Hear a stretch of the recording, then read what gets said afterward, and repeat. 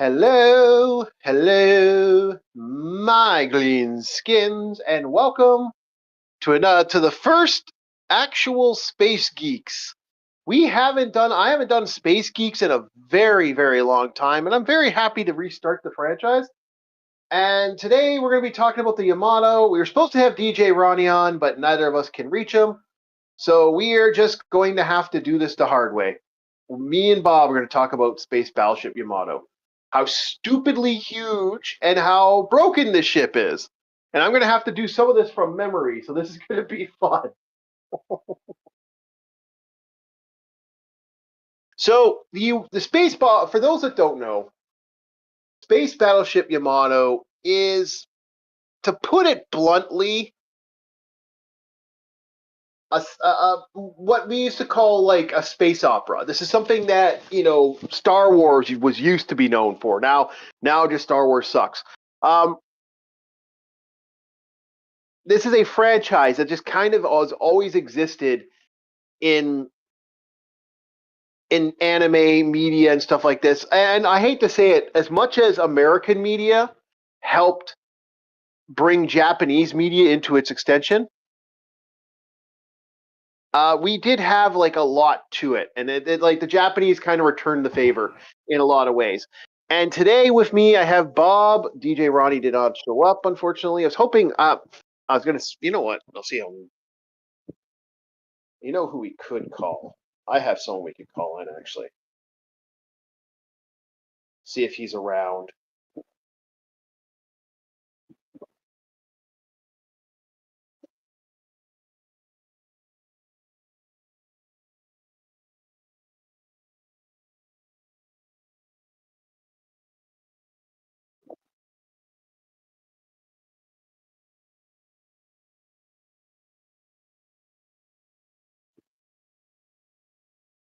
We'll see. We'll see if he shows up. It's a desperation move, but I know someone that knows more about space.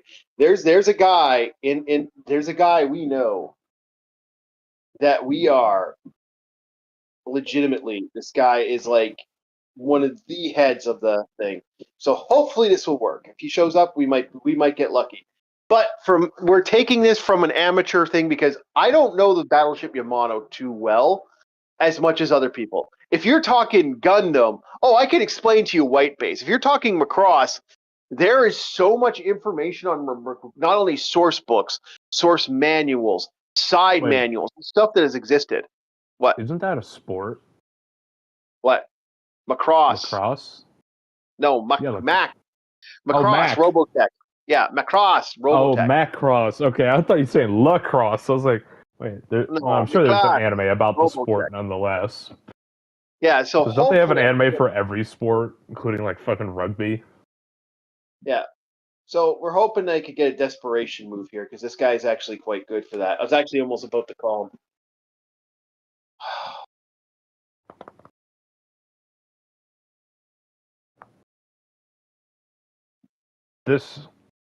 I will say this to the people.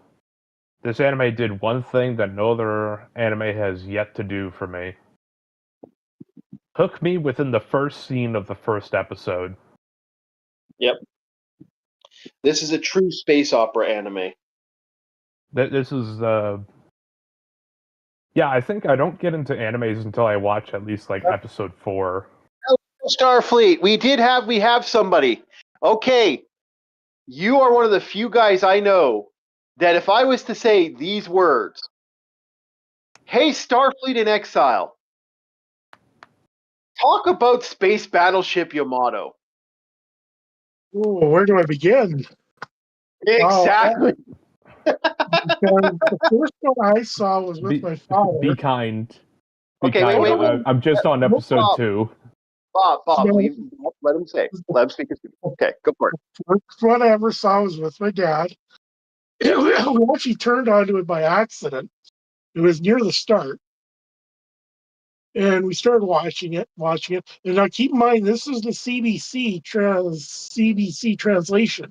This is a unique translation you can't get a hold of anymore. Yeah. And then also, after the movie, they showed season 2 also. of Space Battleship Yamato. They called it that back then. They didn't call it Yep. Starblazers. They had their own translation team. Mhm. And my experience with it is I enjoyed it more than Macross at the time. And what was the other one? Of course, Next Generation and the original series I was watching at the time. 'Cause it Yeah. seemed more like something how humanity is going to be introduced to the stars, in my opinion. I have this bad feeling it comes down to it. Our first contact's not going to be from us finding someone else. It's going to be someone else finding us and not Yeah. being so kind. Like it Yeah. seemed like Exactly. a good scenario. Yeah. Because repurposing old ships and redoing that is much easier than building something from scratch. Yep. And I think the funniest thing was in season 2, I liked the most is Okay. Starfleet. Do us a follow. Do us a solid, man. Remember, Bob is just starting the new season, the new series. So Yeah, kind of this keep. is why I was trying to parlay before you said anything. Be kind. I'm only on episode 2. Okay. Yeah. So yeah. okay, because you can't get the second season anymore. Yeah. You can. You can't? Okay, you're lucky because I haven't been able to get a hold of it. But if you can, No, you can't. there's a certain space battle that's very ironic with the ships that are fighting along each other to defeat the enemy. Is all saying that's the only spoiler I'll say. I won't say what ships Okay. they were, but when you hear the name, you're going to say, "Wait a second." Yeah. Well, And you're here's the funny thing. laughing because the irony of it Yeah. is it's one I think technically it was on the 200th anniversary of when what happened too in the Yeah. space battle. They point out actually right in the episode, the one captain realizes, wait a second, isn't it 200 years since that incident? They're like, yeah, and now, yeah. Okay. So we're mainly going to be focusing on the specs of Yeah. Space Battleship Yamato. We're not going to get into like the story because What unfortunately, what specs do you want to cover? The original series, the remake? both the original and remake kind of had the same specs. They really didn't change anything over. Yeah, the original and the TV one have the same specs. Yeah. Yeah. But With the more movie, detail. yeah, we're not going to be talking about the live action movie version. Yeah, Bob, there is so much Space Battleship Yamato. I Oh my It's kind of god. crazy. Do you know that was made Oh, by I'm Japanese Paramount? Yeah. The remake, the live remake, was made by Japanese Paramount. Yep. Oh shit. You know what? I think I found something to scratch that itch that Dominion Tank Police did for me. Yeah. There's only one downside to the series so far. The main cast are the officer class. Heck, hate officers. Wait, you're watching a TV series? Yes, he's watching. Yeah, actually, they put Space Battleship.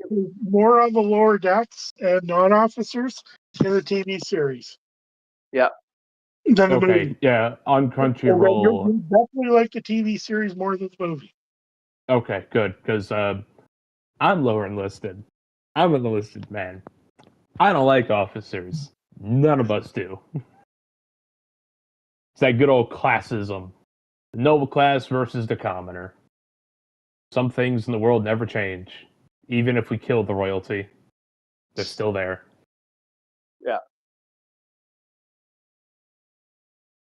Let's see. Okay. But yeah, So back to the thing. Oh, fuck off, chatbot. Goddamn chatbot decided to pop in and say hi. Go away. Hello, chatbot. Welcome. Okay, so anyway, back on the list of what we're talking about here. So we're going to be talking about the specs of the ship. So Space Battleship Yamato is an interesting beast in a lot of ways. So like they really didn't change anything except for the movie. The movie gave it some stupid extra ability, like the live action movies. Bob, don't bother with the live action movies. They're the weakest thing in the series. Oh. they're less canon. The aliens are less like the aliens, and yeah. Which is Aliens sad. in air quotes. Aliens. The only thing I liked about the remake was it was made by Paramount, Japan Paramount. That was it, and the effects. But they They pooped the storyline. Okay, so yeah, so we're going to be talking about the specs of this ship and how stupid this ship is in a lot of ways. Because this ship, okay, my biggest problem with Yamato will always be I'm trying to switch over the ships and stuff. I might even make some coffee. Too bad Starfleet ain't over. I say, hey, you want some coffee? But Oh, you got okay, some Tim Hortons? no, we don't do shimmer. I'm starting to back away from Tim's because I got so sick on that last cup of the last iced mocha. Oh, I thought I was going to have the poops for days. In fact, I Okay, did. yeah. So we're starting up. We're starting up with the shooters here today. So tonight, well, I can't have Bob too distracted, so we're going to go with I am Turok, and hopefully Turok will boot up, and we'll be fine with Turok while we're talking. So, okay, so first off, all right, we're loaded. So so first thing about the battleship Yamato is the idea of the ship. So the ship has three purposes, right? Right, Starfleet. Like one purpose is being the most advanced battleship humanity's ever built. The second big thing that the Yamato is doing is it's actually legit, like meant to be the farrier of our. It's meant to be the Ark. Yeah, that was the thing I picked up on it. Yeah. And that was the secondary mission. Yeah. Just to complete their primary. Yeah. Yeah, and I believe there is a storyline where they had to do that. Too, there might be a third season. That's really hard to find where they actually go back and have them do the Ark mission instead. Okay, so DJ is unfortunately on a train right now, so he will join once he gets home. But we can talk about the Yamato while he's doing that. And you know what? Like I said, you're the sci-fi guy of our group. So I was like, oh, we definitely like I know if I need a sci-fi guy, this is the guy we're going to talk to. Yeah, so it has 3 functional missions. And I didn't want to say too much on the missions because I know some people. I know Bob should be fine with that because that's basic knowledge.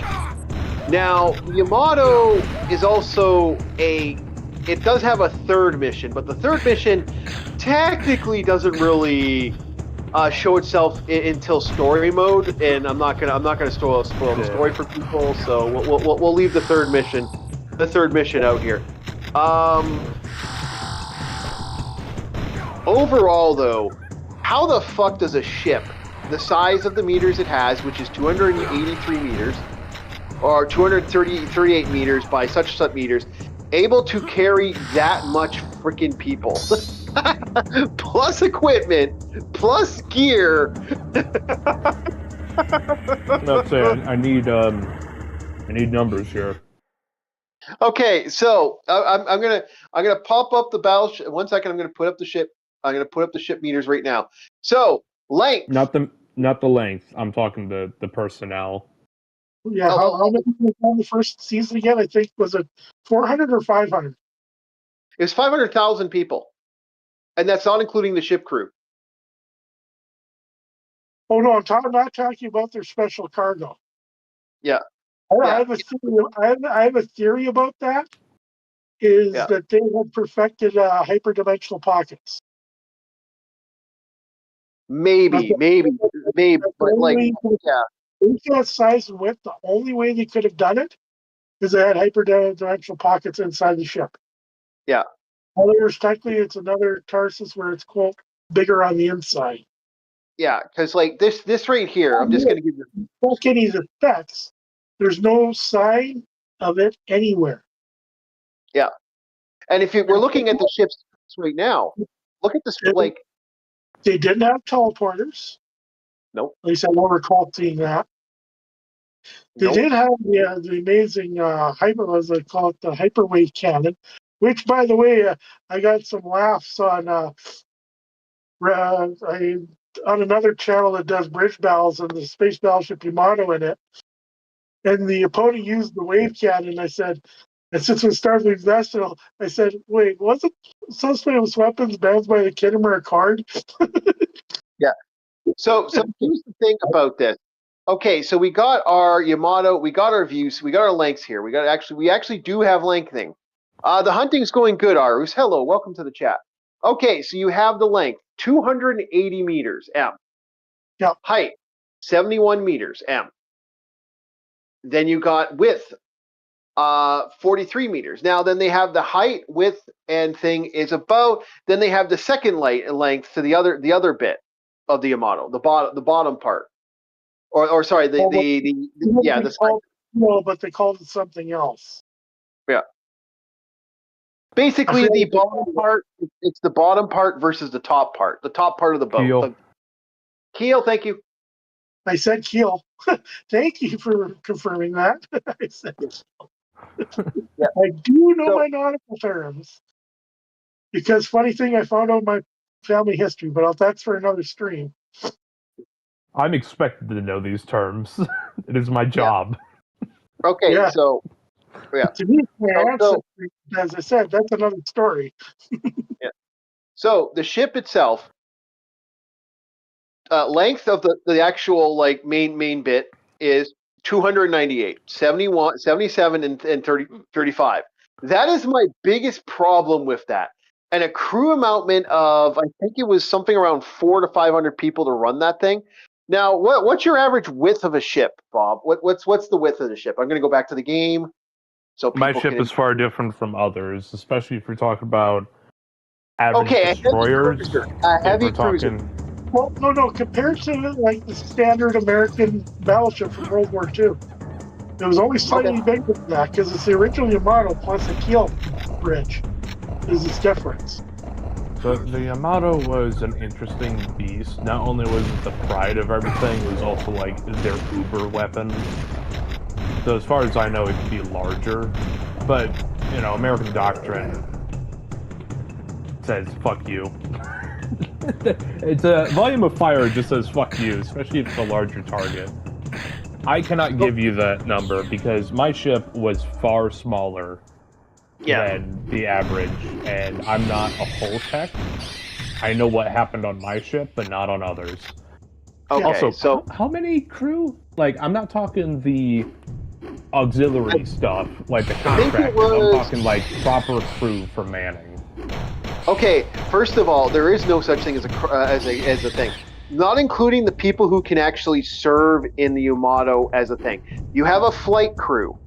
And I think the flight crew was, I don't remember how many ships they had. I think it was 15 ships, but I might be wrong on the ships. 15 ships, 2-person disease. Either 15 to 18 ships. We go with British, should be 18. But American wing, I think I think it also would be either 15 or 18. Half of 36. So you had 15 ships, 15 fighters. There you got your 15. Then you got your crew, your general crew. And two recon planes, too. It's recon scouts. Sure. Yep. Which they always used to have two guys flying anyway. They usually have unless they're jump warping, they usually have two guys out most of the time watching. So you're looking at a crew of about. I've heard 400. That's the estimate number I kept hearing. You're gonna at least need 120 to be purely air crew. Because for a vessel moving with that much stuff, I know aircraft carriers are a bit of a different case, but it's the only ship that has fucking planes flying off of it. So it's the only thing I can compare it to. Obviously, you'll have your pilot and your gunner, or your weapons tech, whatever the fuck they call them nowadays. They're officers, what do I care? So you got 2 people per vessel, and the recon and the fighters. How many recon, how many fighters? Just do the math on those. Just take that whole number of the recon planes plus fighters, multiply it by 2, and that will be stacked away from the flight quarter stuff. The reason I say 120 is, actually no, that will be included, because you need things like chop and chainmen, you need people to call the shots of when you can go, when you cannot, typically of a rank of E7 or higher, but most of the time they're chiefs. You also got your air traffic control people who are on the side. You have the people that set up the catapults. And I heard the Yamato has a fucking cannon that fires these things out, so you got a whole crew for that. That's also included in the air crew. So yeah, that's easy 120 people. And that's not including engineering department and or fire control staff, gunners mates. Yeah, that's Crew of 999 people. yeah, that sounds about right. For a vessel of this size, though aircraft carriers tend to have more because skeleton crews and the like. But granted, aircraft carrier is a fucking floating city, and it's... So, wait. I'm looking at the the specs on our largest I'm looking supercarrier. up how many people were on the. I have the crew number, but how many were on the? How many were actually on the? Because there's more than one space battleship Yamato. There's quite a few, and I'm trying to find the actual space battleship. How many people were actually on the 2000? Okay, I'm looking at the original 2099 crew complement. 900 within a 7:3 ratio, male to female. I'm actually looking at the ship here. Decommissioned 2099 to 2021. December Yamato, because there's more than one. There's more than one Yamato. There was like 3, I believe.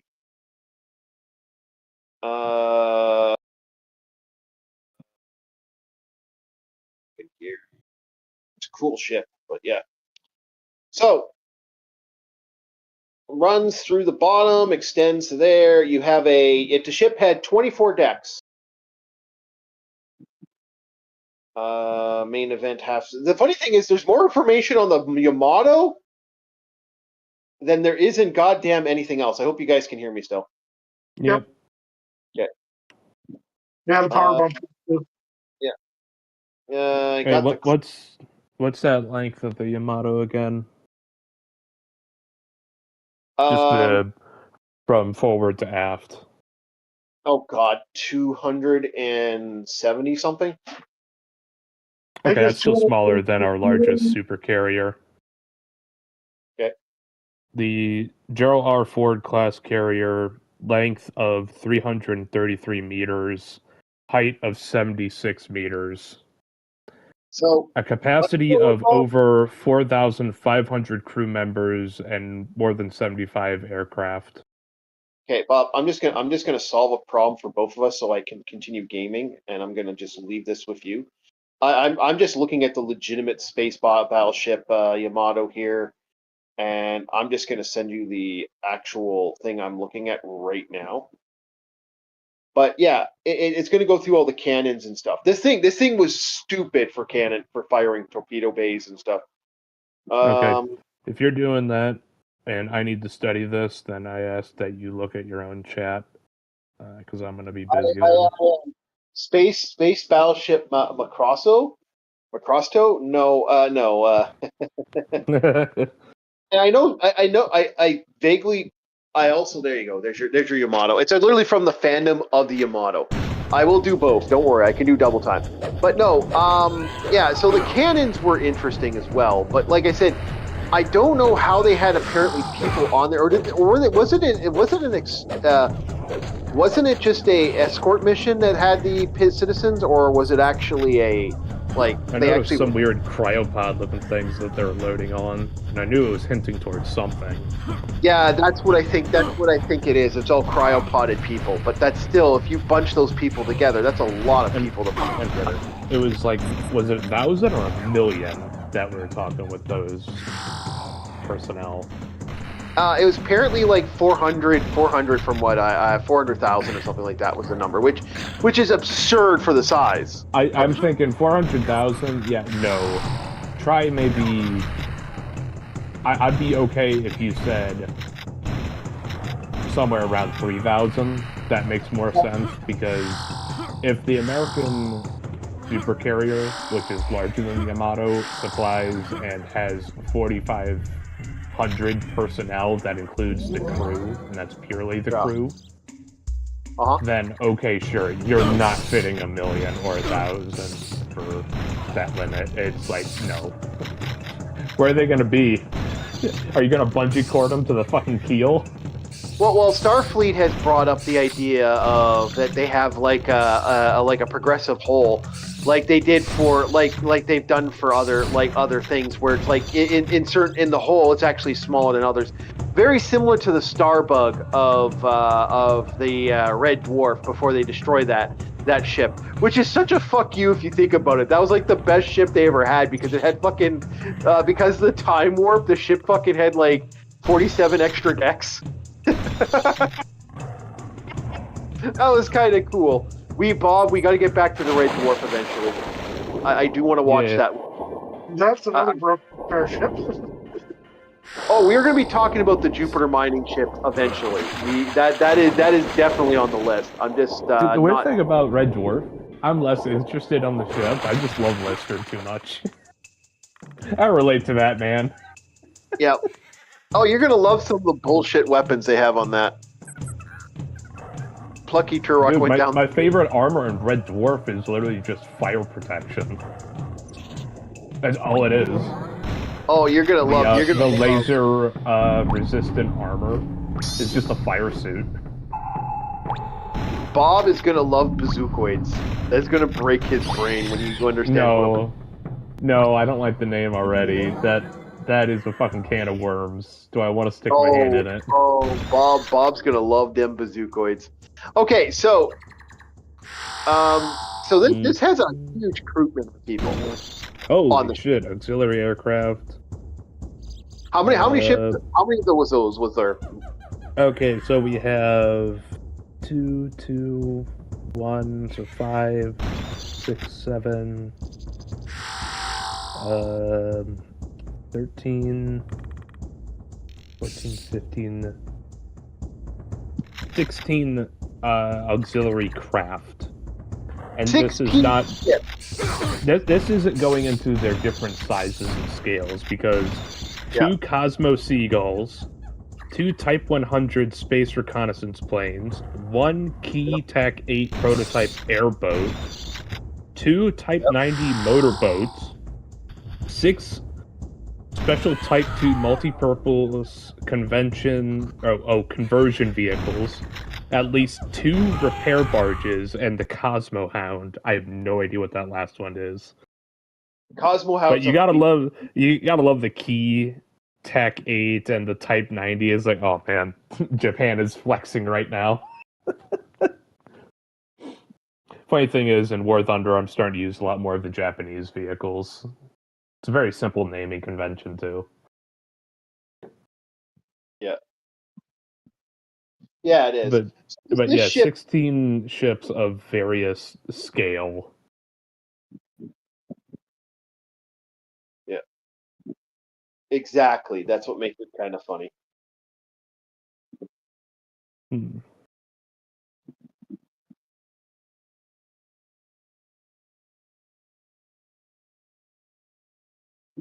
Yeah, I just thought it was funny that they did that, because it's like, okay, I'm going to be a bastard, boys. Let's have some fun.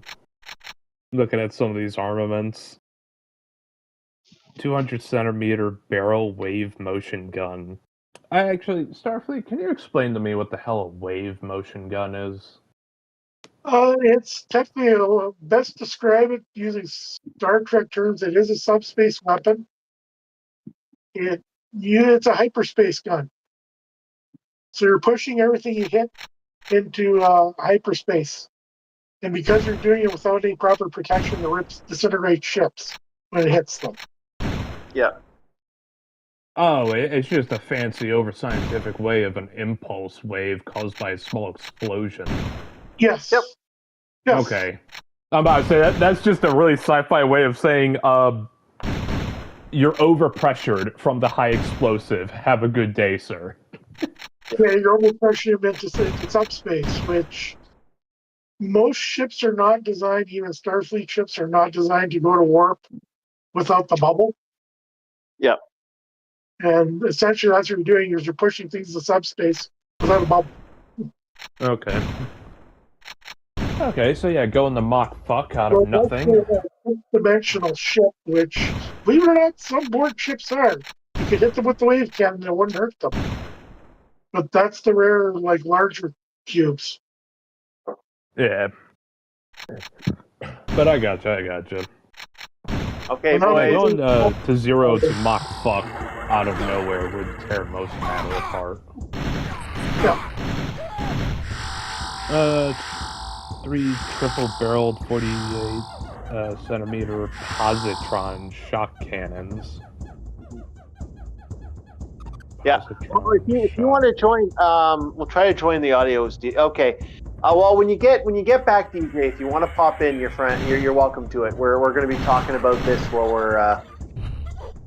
we're setting up for the stuff. So when you get a chance to jump in, you can. Is a positron shock cannon the same thing as like a phase cannon in Star Trek? Okay. It's very similar to a phaser. It's a burst down. The thing is, the ability to switch is stupid. Like, the specs for switching is kind of dumb. Like, even I'm like, what were they? How do you have these specs like that? That's just kind of stupid. Oh yeah. See, what I noticed in the first episode that I watched, I was like, okay, so the lasers were deflected, so they definitely have armor that's made for whatever this beam is. But physical impacts fucking work magic. Yeah. Use your warheads. Use physical shit. Yeah. Yeah, well, because technically, like I said, go ahead. They addressed that in the remake series quite nicely. They didn't do that in the first series. Yeah. Okay. Yeah, they didn't look as good, but they are. It's interesting how certain things work. It's a very fascinating idea, but the greatest thing about the Yamato is also it has a missile payload that's absolutely stupid. Go ahead, Starfleet. I don't want to spoil anything. There's only 2 episodes in, because I know the first one, but if you ever watch the remake, I don't want to spoil it. Because there's a one final, like, second last episode battle I think you'll appreciate. But they decide. Don't talk about the battles. We're just here to talk about the specs of the ship and the Yamato itself and all the weapons and firepower. We don't the story itself. If you want to talk about the ship, with the original space battleship Yamato, because I don't think the remake had it. I don't think the original could. At least I don't remember. Yeah, and they also, like I said, there was more than one Yamato at one point. They did remake the ship after the original. These next 2 armaments are smart. Bob is watching Star Blazers, so fundamentally, because the original Yamato is damn near impossible to find, I don't even think you can find it on Blu-ray. The best you can get for Yamato right now is VHS. I don't ever remember seeing, like, I don't even have it on my little collection of naughty. I know my uncle had it on Laserdisc. Really? The entire series? Yes. Wow. Is that another form of a DVD? That's the only disc medium I know it came to. Otherwise, it's all remakes now. You can only get. Yeah. Okay. Like, so we can, because Yamato, that the OG story and this story are fundamentally different on some levels. So, So this next one, abilities that never showed the original. They respect for it, but they never showed it. Fair. Yeah, but now we actually have a full spec of the Yamato on what it's all capable of. Yeah, it has that huge missile payload. I don't know if they had nuclear weapons. I keep hearing they had nukes, but I never saw. I could get to it. I could. Go for it, Bob. Get to the missiles. All right. Well, no, this next one's actually fucking smart because battleships, to my understanding, don't have torpedo tubes, but submarines do have a forward and aft torpedo tube. Yeah. Specifically, the ones in World War II had 4 on the front and 4 on the back. Either that or it was 4 on the front and 2 on the back. That way, you fire 2 forward, pull a 180, and then fire 2 as you're going away. So here's the thing about that, And Bob. this one has- Why wouldn't a spaceship have torpedoes? That's kind of odd if you think about it, right? Like, the original NX had missiles. Yeah. So it's not unusual. It's just became a common thing. You meet something really long range that wouldn't dissipate. So you'd think any starfaring race would incorporate either some sort of long range missile or torpedo or a compressed wave or something. Yep.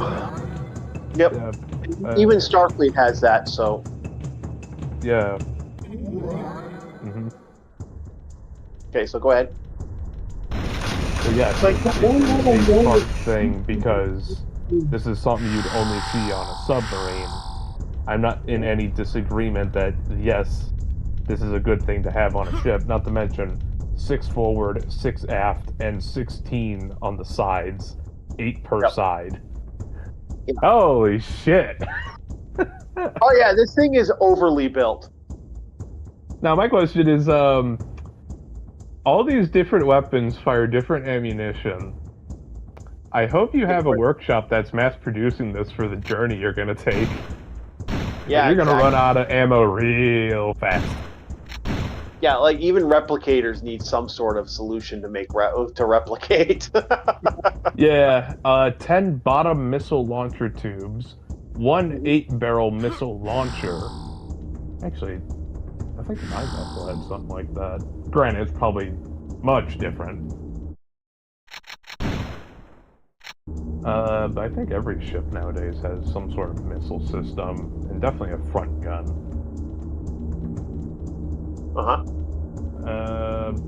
Because that was an interesting thing about naval warfare and how it changed. And I imagine space would take that to such a massive extent. Because, to my understanding, the hardest thing to do in space is change direction. Yep. So if you're able to track a target and hope there's no bullshit in space, such as debris, anything that can be defined as debris, you can shoot somebody across our solar system if everything lines up just right. Not the solar system. Wait. Yeah, our solar system. Sorry, I thought I said galaxy. I thought I fucked them. But, yeah. You can shoot somebody from, like, Mercury all the way to Pluto, because the hardest thing to do is change direction in space rapidly enough. And especially if it's something that tracks, like a missile or a torpedo. If you don't have chaff, you're kinda stuck there. Get in some trouble. Which, you know what? Hey, Starfleet. Yep. Got an idea for you. So, one of the biggest issues that some missile systems have is deep jams. I'm sure sci-fi settings have something like this, like they're able to jam the torpedoes as a countermeasure to stop tracking. What do you think about wire-guided space missiles? Because that's the way to go around that, like to avoid EMPs and shit, and radar jamming. It also ignores chaff because it's literally I you actually take the had missile and you remote control it. Yeah. The way I designed my ships when it came to space combat was using a form of hyper accelerated and hyperheated bolts of plasma pushed in a direction. So even because inertia in space is minute, the second you fire off that inertia, guess what? It's going to keep going. And even if it gets cold, well, that's still a giant ball moving at you from high velocity. That's if it doesn't freeze itself with its own speed, being sucked away at a vacuum, because it works both ways with hot and cold. Yeah. Yeah, I know. But I'd say that's more of a broadside tool. Yeah. Well, it's meant to be a broadside tool. Well, the way I design ships, like when I did my space, when I did space drifters or void drifters, when I was working on that setting, I legitimately the way they fire they fight more like pirate ships in space type of thing, where they kind of drive up and fire off their vehicle. They fire off these plasma bolts. But on my question, Starfleet, what's your response as I drop an item?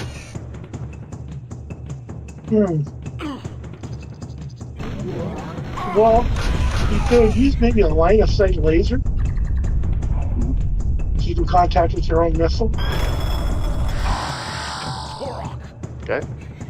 Oh, I thought you were talking about the opposition. Carry your own computer system to track your own missile. You could obviously set it up to be a point-to-point communications through a direct laser feed. So then there's also no string to cut or wire to be cut or interfered with. So the only thing you'd have to worry about is something in between your missile and your communications with your laser. But then what you could do, if you launch multiple missiles, the missiles can maybe communicate with each other through lasers too and coordinate how they hit. Yeah. I've always thought of using wires as things for boarding. That was kind of the way I kind of designed my own spaceship stuff. Was the wires were actually you'd fret them and then you just have guys jump just ride the wires on an inertia. That's what you do if you ever played a space setting called Mark Miller's Traveler. That's how you board other ships. Yep, that's kind of where I stole it from a little bit. I would say I don't. It'd be a common sense idea to do if you're that close. Yep. Now, another thing, let's see, back to Space Odyssey Shipping model. What's some of the odder things it had? It had two physical bridges. Rather than a bridge and let's say a backup bridge, it had two bridges. That was the other oddity about it.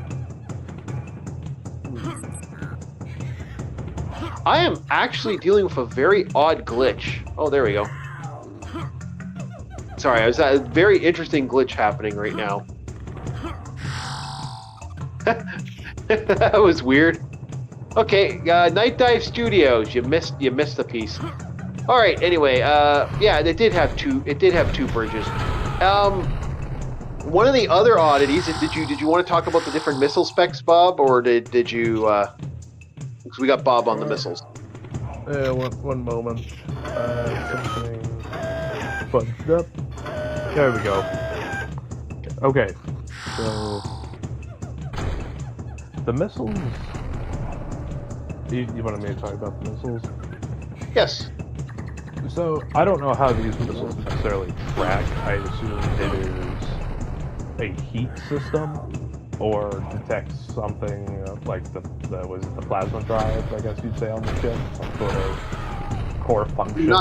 I don't think they're heat seekers. I think they're actually like a guided missile system, like a system in the ship. In the missile, yeah. Okay, because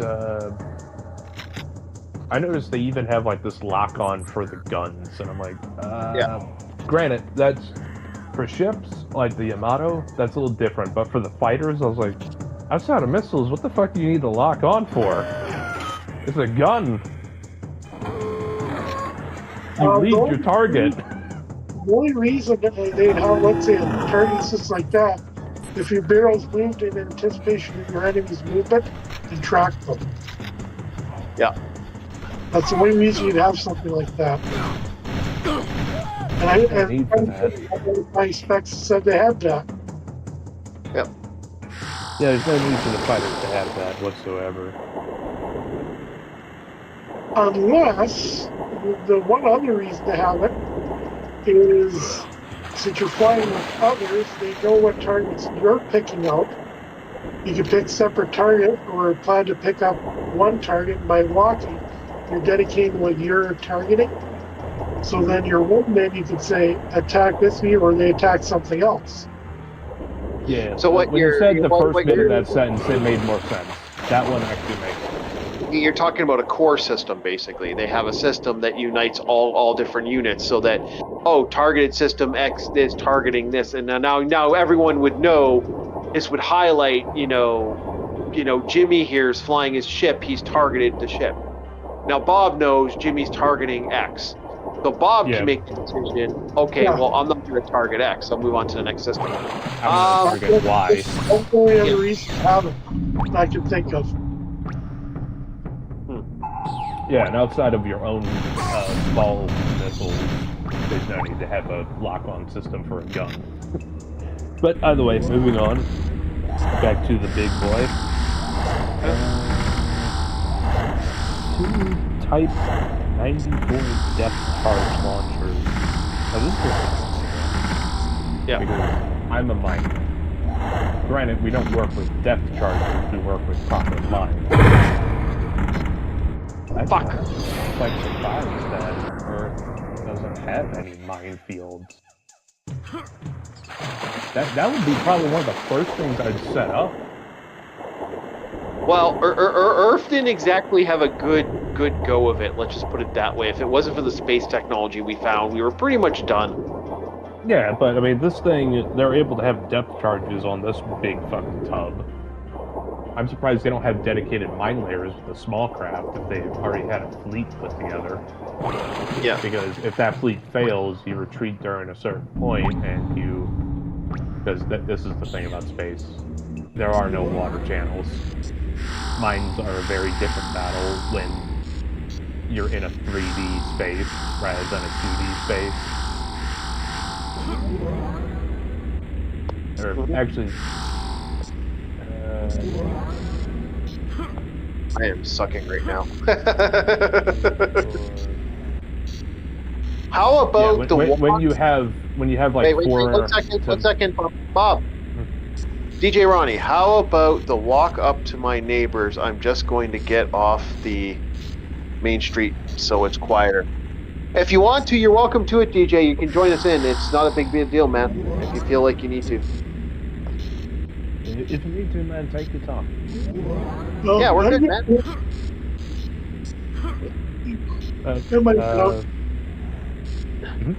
What was it? Are you go to bed in about an hour or two? Yeah, I know. I just figured you were the one that I wanted to talk. I knew I was going to be bringing up the Yamato today, and I'm like, I was going to call you about that. It's like, you know what? I don't know if this is getting kind of late for you, but it's like, oh, DJ was late, so I'm like, okay, I'll definitely give you a call because I know you're going to want to talk about the Yamato. This was something you and your old man were hardcore into, so it's like, yeah, I knew this would be. This would be like me talking Doctor Who. I'm, if someone was talking Doctor Who, I'd be really upset if they didn't bring me up to talk about TARDIS or, the Cybermen or Dialects. Destroy! Exterminate. There's only... Exterminate, yeah. You remember the old adage of the Daleks to the Cybermen? Yep. Anyway, go ahead, Starfleet. And I can remember when Daleks with simple stairs used to defeat them. Yeah, and now they hover everywhere. Like, dang it! Of all the things that got updated designs... I remember when that actually fucking legitimately happened back in... Okay, just a little side tangent, guys. I remember in Doctor Who when that actually happened, where he's like, oh, we're fine, we're safe, and then the Daleks started floating. I love that. That was fucking great. Okay, hey DJ, welcome. How's the travels? I mean, pretty good. I left work a little bit late, I was hoping to have a rendezvous on the subway, but beyond that, no. I was answering questions about space. I didn't even get stuck at work because of work. I was literally talking about space with my coworker, and then I looked at the time and I well, crap. Yeah. No problem. Yeah, Starfleet wants to go to bed. I thought... Oh, my bad, okay. I did review the AI-related topic, but because I didn't watch the whole thing at work today, I kind of indexed it. What I did was I saved the transcript to a text file, and I basically fed it to ChatGPT, which I know it's a video about AI trying to kill, and then I'm using AI to tell me if it's valid or not. But, Yeah. I can fact check it later. I think it's gonna deceive me. Yeah, we're just starting, DJ. We're just doing the Yamato conversation first, and then we're gonna go into we were just talking about the missiles and the depth charges and stuff. So we are just getting it off that right now, and then we're gonna... I do have some thoughts on Yamato, but I'll hear you guys out, of course, if you guys are still talking about specific aspects of Yamato. Yeah, we are. We are actually talking about depth charges right now. Yes, because yeah, they had depth charges. My line of expertise when I was in the Navy, I was a miner. We didn't work with depth charges, but we did work with the underwater mines. So I'm trying to think. When you're on the ocean, you only have like 2 directions to go. You have the north and south, and the east and west. If we're to look at this on the grid. In space, you have a 3rd vertex to work with. So trying to set up a depth charge and like, how would you tune that? Well, first of all, I got to kind of spoil something to you. Who says the Yamato? Who says the Yamato's always going to fight in space? Well, that's a good point. I mean, the thing was launched from the sea floor, and I got a question. Have they ever done an ocean episode with Yamato? Yes, they did. I'm not going to say any more. We don't want. I'm only on episode 2 of the series, so I'm just like. Yeah, I remember even in Gundam they did this. In Mobile Suit Victory Gundam, they join up with a group of ships that are literally floating on the sea surface. They carry mobile suits, but they were literally in a regular port. They had cranes and things moving mobile suits and core fighters in. And of course, at some point in that episode, they take off from the ocean. And some of the ships took damage, so only like one of them could take off. But, you know, it was interesting versatility because I guess the Earth Federation was, I guess, on a tight budget that year. So they decided that they would, what do you call it? I guess they wouldn't use Yamanovsky particles. So that's what they did. So the thing about the Yamato is Yamato not only can actually sail like a ship, it can be a sub. Oh, of course, yeah, because it's already pressurized for space. So, I mean, at that rate, I mean, yeah, even though there's 2 different pressures, okay, that's cool. Mm-hmm. Yeah. And so the question is in space. Okay, think about great points, by the way. Who brought up those points? Was it you, Starfleet, or Bob? What about the spaceship? About the 3D coordinate system, like where on the sea you're dealing with basically azimuth, you know, east and west, north and south, I guess. Yeah, that was me. That was Bob. Bob's the military guy. Got you. Okay, that'll make it easier to remember now. I mean, your voice is distinct too, of course. But anyway. Thank you. Like, you know, what I'm saying is, like depth charges from no doubt World War II depth charges. I remember learning about the blaster cap on them, and essentially it's you're setting how deep you want to detonate, or the timer. Which one is it? Do you remember? Like, I think it's the pressure, right? Like, it's all hydrostatic. It depends on the exact depth charge and the way it was made, because you can have time fuses. There's also things like the variable time fused warheads, the high explosive warheads used on sub chasers. They fire it out the main gun. Oh, nice. Okay, so my best guess is, for simplicity, it's a variable time fuse. So you set a timer, and you calculate depth. Yeah, and that works in space. So while the depth charge, you know, in space wouldn't work, we're using a hydrostatic whatever thing to measure the pressure of how deep it is. In space, you don't really have that option, assuming that we have uniform vacuum or, you know, gas measured in parts per million. So a timer would work in space. The real challenge, I guess, is it's not going to fall, but once you throw something in space, it'll keep going in whatever direction you send it. Yeah, the reason I don't have too much of a stipulation on depth charges in Gundam is because I know of the Zaku Mine Layer. It's one of my favorite variants. It has a backpack that deploys space mines, but they're technically depth charges because of the way they're designed. So, I mean, you could have an entire squad of those guys set those charges out in an asteroid field and hide them among the rubble. For the Yamato, that's a big fucking tub, and I don't like the concept of driving my ship near a coral reef, let alone a fucking asteroid field. Well, the good thing about asteroid fields are, like, the asteroid belt, or even like the Star Wars asteroid field, is total bullshit, because if you think about, like, if you look at our asteroid belt to scale, or, you know, any asteroid field in theory, but definitely the two that I'm familiar with are the asteroid belt and the Kuiper belt. When you're looking at one asteroid, you don't really see any neighboring asteroids unless they're in a shared orbit. And that's just the reality of, like, asteroid fields. So, I mean, unless you have one asteroid blow up and stay in one spot because, generally it's like the rings of a planet. That's like another. Okay, so the asteroid field from Star Wars. I would say you're more likely to encounter that in planetary rings, which interestingly, they do. I believe in one of the early episodes of Yamato, interact with planetary rings, if I remember correctly. Yes, they do. They actually use it for. I don't know if the Yamato has the same thing like the Jupiter mining ship from Red Dwarf, where technically they can mine asteroid fields. But maybe they do. That's Yeah. By the way, we are going to be the Jupiter mining. We are going to be talking about Red Dwarf sooner or later. Just giving you a heads up. I've heard good things about it. I didn't watch it. I think my friend Clobby, the late Clobby Times, reviewed that at some point. But yeah, I mean, what little I've seen of it, it looks very, worthwhile. British, right? Yeah. Yeah, great Now- show. One of the best. Now, before we move on to the next weapons, I just have this closing bit. Sure. In my line of work, when you have something you want to remove, i.e., let's say the enemy has a certain vessel, you do any studying you can to get the make and mark of the engine.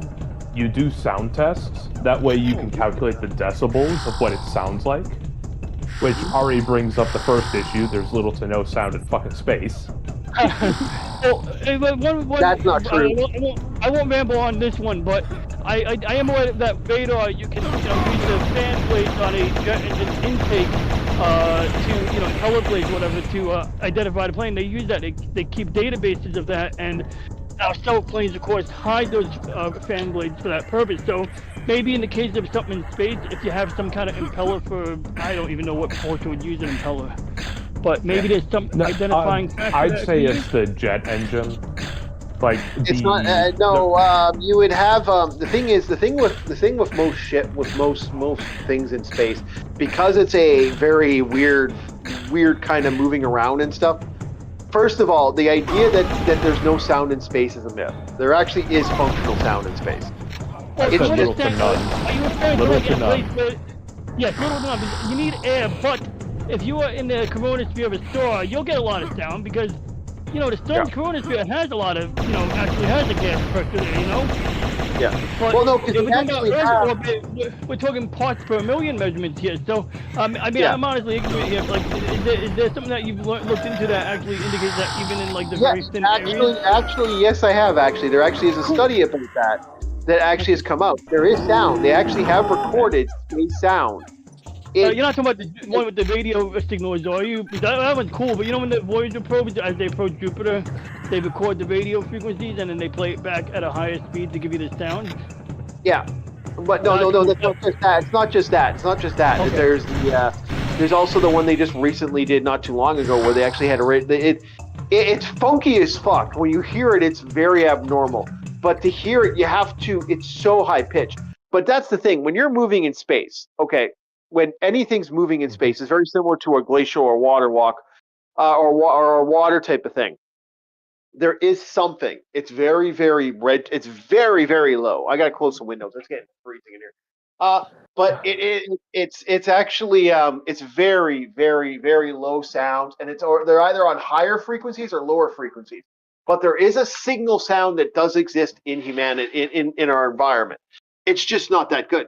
So in theory, if you had spaceships out in that zero gravity, there'd be some sort of noise, or there'd be a signature of energy that would fundamentally resonate. Yeah, this is where I got cut off, and I was going to finish the other half. Okay. Yeah. Sorry. This is why I need to go on my tangent. And the other aspect is. I'm going to jump in, but I'm listening. Okay. So the other aspect is, depending on how minute this is, and knowing on the measurements, like you can pick up the enemy ship's signature in some way, shape, or form on these depth charges. If not, they will have to function like near contact mines.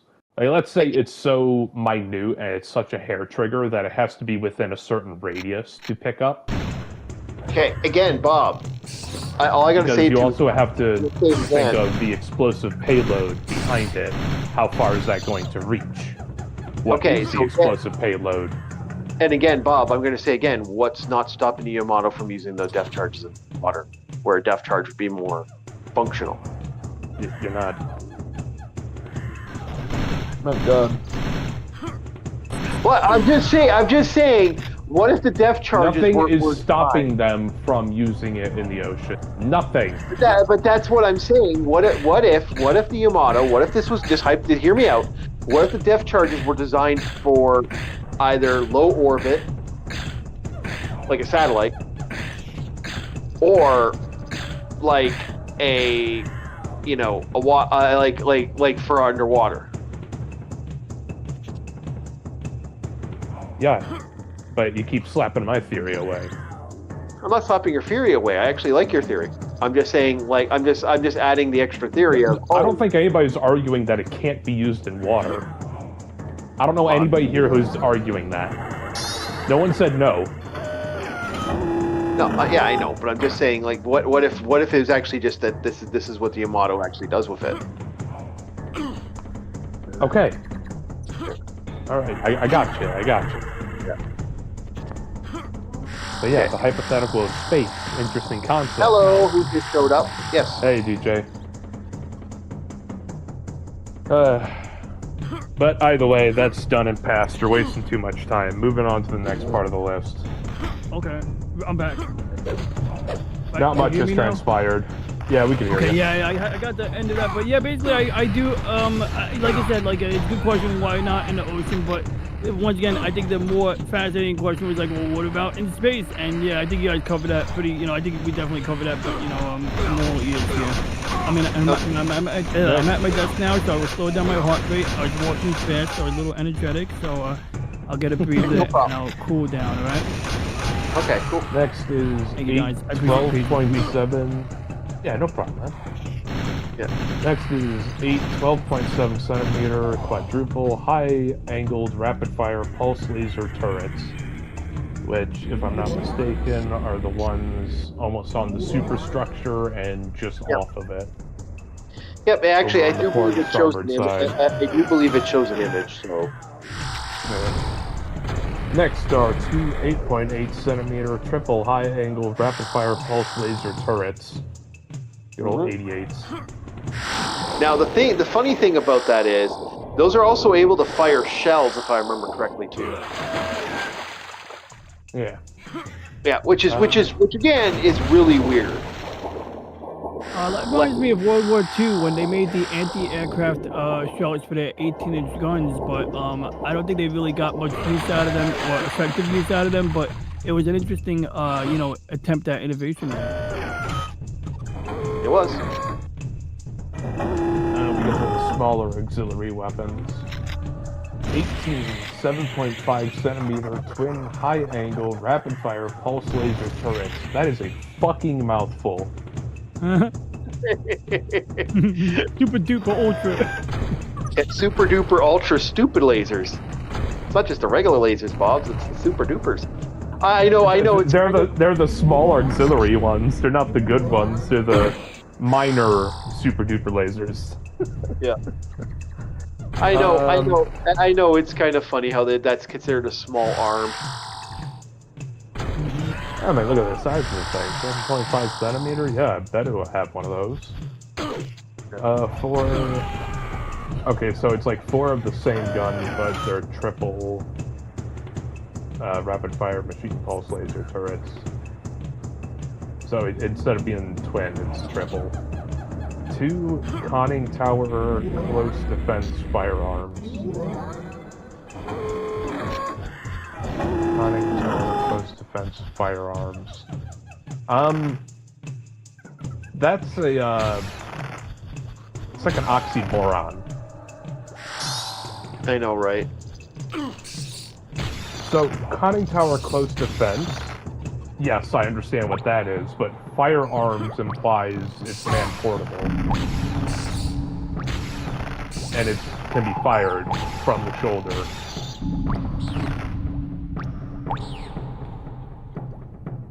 Yeah, I mean, it could just be like the, I guess, are they just weapons on booms? Maybe. I guess if they got whatever the future equivalent of 240 Bravo is. But only two That's of them? ridiculous. This Yep. thing should have way more than just 2 supplementary machine guns if you're going to be doing that. Hey! This thing has the kitchen sink. Literally, we can actually make the joke that this has the kitchen. Like.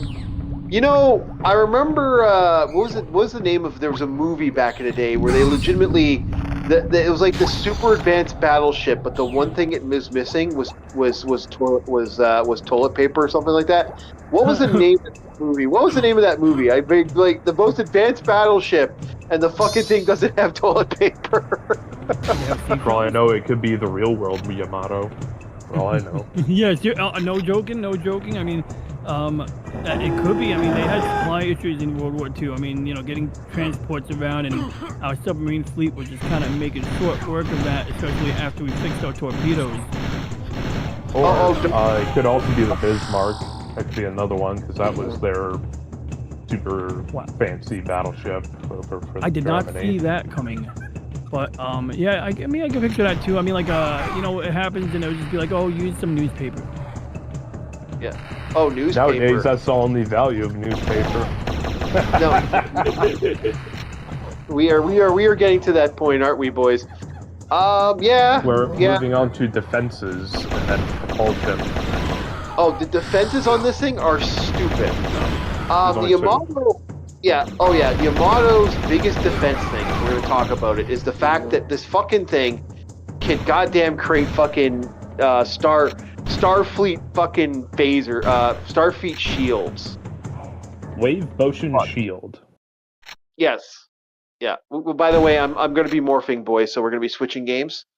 Yeah. I am switching to next game, boys. Hold on. I'm going to switch to... Hey, you know what? We're talking sci-fi. Let's go sci-fi. We're going to go to another...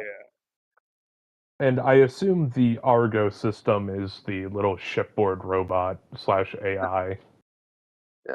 Oh yeah. Oh, he's cool. I remember seeing. I actually didn't remember him from the show, but I remember watching the movie, the live action movie, and I think he was called Analyzer, and I like that it was a R2D2 like thing, but the actual brain was a handheld device. Okay, I'm going to give you guys... a fucking iPhone? Bob, In I'm going to that movie I saw. I think it was a CGI movie, actually, not live action. Yeah, but it was a fucking iPhone. Okay, so what's up, Chief? Bob, I'm going to give you a choice. Yeah. Cave Story, Flashback, Gesha, Steam Insider, or Quasimorph. We're going with Geisha. Gesha. Okay. Hopefully this works. I Sometimes don't know the name. I just assume you mispronounce things normally. Yeah, I do. Now the big question is this actually going to boot up? Hey, it was on your list. It's your fault at this point. I did set it, so I just got to remove the one ship right here. Hold on here. Drop that ship. Oh, you bastard! It's not working. Defense systems is the wave motion shield and the Argo system. I won't lie. One thing I would say that would be nice is chaff. It'd be very beneficial to have chaff because, yeah, sure, you have your super shield, but having something to stop hitting your super shield, that way you can conserve power, is also very beneficial. Using Bob, things like chaff to deflect shipboard missiles. Bob, hold on a sec. That does make sense, especially they use like a particle shell in Gundam, and I was playing Armored Core the other day, and same concept. It was like sort of like a particle emitter of some kind, and that was against shells. But in terms of energy weapons, I think it makes a lot of sense considering that we know atmosphere creates we have obstacle for now. lasers. Okay, DJ, hold on a sec, my friend. I'll let you start up in a second. Okay, so we have sound. The sound's quiet enough. We can get registration for people. Okay, Arus was be right back. We need it. Okay, we're good. Okay, new game altogether. I had this set up before. It did not work this time, but now it's working now. It's called Gas Tall Steam and Cinder, I believe, or Cinder, I think. Okay, this is a new game for the channel. And I'm going to start a new game altogether. Okay, so it was just that the game was loud. Yeah, I just Okay. had to show people. Okay, I'll repeat the concept. No, we got. It came through. It came through. It came through? Okay. We're good. But yeah, having chaff. And what were you saying in Armored Core? Using the pulse weapons? They had like I think they had a particle device of some kind or something that would create a screen against shells, which makes less sense to me than some kind of particle thing that would create a screen against energy or lasers. You know, it makes more sense because like atmosphere creates, diminishes the range of, lasers and directed energy weapons. So it sounds reasonable that you would use, like in Gundam Charge Counterattack, they talk about particle shells as a means of diffusing or otherwise diminishing incoming, beam weaponry, discharge. Yeah. And this isn't for laser weapons. The chaff system is to stop like shipboard missiles and torpedoes. Right. I was mixing that up, and that's more of a radar, basically confusing the radar, creating noise. Not literal noise, but return. More so, like flares. Think of like flares for like air-to-air missiles. And that's true. But chaff also doesn't just have metal particles, but it also has a intense heat signature. Yes. Because having to focus on one thing that already draws power from your ship is not good. You always want countermeasures for your countermeasures. Always have something to fall back on. It's like chaining pawns in chess.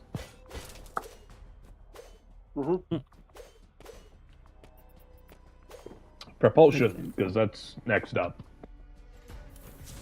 Wave motion engine. Well, also, wait. You guys didn't talk about the shields, did you? Or the shielding system it has?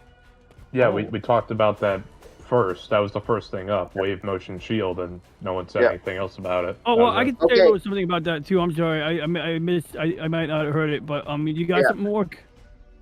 Yeah, okay, so the thing about the wave motion shield is a temporal shield, technically. Yes, so it's sort of like you're going out of phase with our space time. It's sort of like phase shift armor in Gundam Seed or some shit like I think they had something like that in Voyager too. I can't remember if it was a shield type like multi-phasic shields or transphasic shields maybe. You know. So Schrodinger's protection, if you will. Yeah. Yeah, it's kind of an interesting ship thing. They use it. They don't use it a lot in the story, but they I know they kind of get a little crazy with it later. And it reminds me, it evokes the idea in my head of the pinpoint barrier that they use in Macross, that they can move like 3 little spots around the ship that would make it impervious, and then when they did the Daedalus attack. Hey, yeah, because when did original Yamato come out? Because I'm pretty certain they stole that from Yamato. Probably. I think Macross is like 83, I think. Yeah, no, Macross was in the 70s, I believe, wasn't it? I know. At the turn of the decade, maybe. I think it was a little bit after Gundam, but it wasn't much after Gundam. Like, the movie. Do you remember Love? Let's see here. Year. Let's see what year that was. 84, and SDF Macross first episode debut. I was saying 83. I got 82 here, October. So not long after Gundam. Gundam was 1979. Yeah. Okay. Yeah. Because I remember it wasn't Yamato before that. I believe so. Yeah. So there you go. This follows the true anime tropes of the main character follows the true anime tropes of big boobies. Yeah, I noticed that, and I was like, well, yeah. Yeah, game to LCX will never play. Are we cool to move on to the propulsion? Yes, we are. I just wanted to explain a little bit more how silly that is. Okay, if the wave motion shield is Schrodinger's protection, then the wave motion engine must be Schrodinger's propellant. They're both. They're both fundamentally, basically, the shield. The only reason the shield exists is because The shield is a product of their engine. God, I could just feel my skin cooking from the potential rads of existing and not existing. Yeah. I'm about to say, wouldn't that like a person within close proximity to wave motion phenomena? Wouldn't that kind of like fuck with your cells a little bit? It depends on what side of No. the wave motion you are. I'm guessing if it's Yeah. a shield, it's more like a thin layer, I would hope, as opposed to like a field that encompasses the ship. You know, the fuck with your that's your least of your problems, man. Could you imagine the physical like? Cannon. Yeah. Cannon. What? Yeah, the physical problem. What was that? Does Sorry Red about have that. text to speech? I was having, yeah, my bad. I was using Google Lens to translate a Yamato Japanese diagram, but then I accidentally told it to read it out loud. Yeah, no problem. No, the cannon, like I said, the propulsion system is like, You fucked up the chief. yeah, you fucked me up a little bit. You broke him. No, so well, 'cause I'm also playing the game, so I got like 4 things going on. Here's the problem with that. If you think about it, not only would that basically slowly turn you to jelly, and there's not only that chance that could rip you from existence. The very sensation of that would cause such weird inertia in your body. Like we humans do not like it if you vibrate us too much in one direction. Just actual vibration. Imagine doing that on a hyper scale. Yeah, not your favorite microphone, you out there. Yeah. Mm-hmm. Yeah. But yeah, I was thinking the first onset thing outside of being maybe losing body parts is like onset necrosis. Because cells are starting to get worked around within different time-space dimensions. You'd kind of just start falling apart, if not just being ripped apart. Yeah, and I'll tell you this right now, from somebody who actually had a relative go through necrosis while they were still alive. Mm-hmm. Not good. Mm-hmm. Not good. Sounds awful. And I was, yeah. Yeah, sorry. As cool of a concept as it is of like, oh, did I get hit? No, I said no. I didn't get hit. That damage doesn't exist. As cool as that is, you also got to look at the other sides. Like, who's going to be the poor bastard to maintenance this thing? And what if it goes wrong? Mm-hmm. Yeah. Or what life form might live on the other end of subspace receiving that energy? Yeah. Well, if you believe in Cthulhu. Fair enough. Now, the more reliable form of propulsion is the... I mean this for safety purposes, not saying it's better. 8 battleship-type Cosmo turbine Kais. Which I assume is just a generic battleship turbines. Or, not really turbines, but the jet boosters that they use, you know. I've always liked the whole sail idea that people kind of ignore. The idea of using light, high pressurized light, and using a type of sail to make yourself so that you can actually fundamentally move at a higher velocity. But that doesn't exist for Yamato. Okay, Yeah. so Like, I'm about to say, why would they need a sail? It never had one.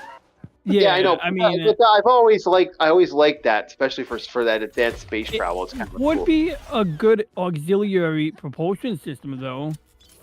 Like for emergencies, like I'll give you one example. In Knights of Sidonia, they actually have the ability to deploy a sail, but it's more for gathering particles to power the emergency systems, basically life support and water reclamation.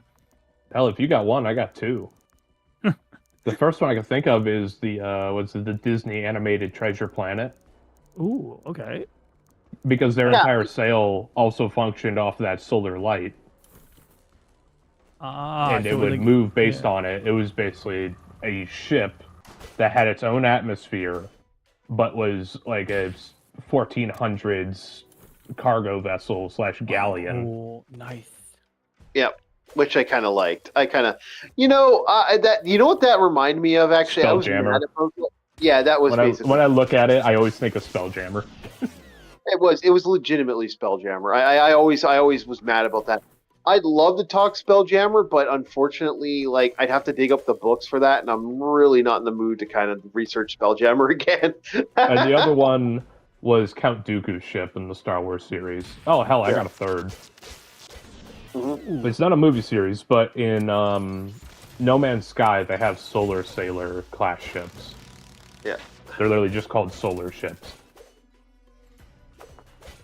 Interesting. They suck. Yeah. I'll be straight up with you. They fucking suck. Oh, okay. Because it's like, would you want the jet fighter or an interceptor, or do you want the space equivalent of a fucking sailboat that still functions on its own fuel source? Like, the solar sails don't function the same way as they do in, like, Treasure Planet. Yeah. It's an interesting idea. It's just, I never liked the solar ships in No Man's Sky. It's more of a personal thing. But anything else before we move on to the power system? Yeah, sure. Because the power system is one of the more uniquer things of the Yamato.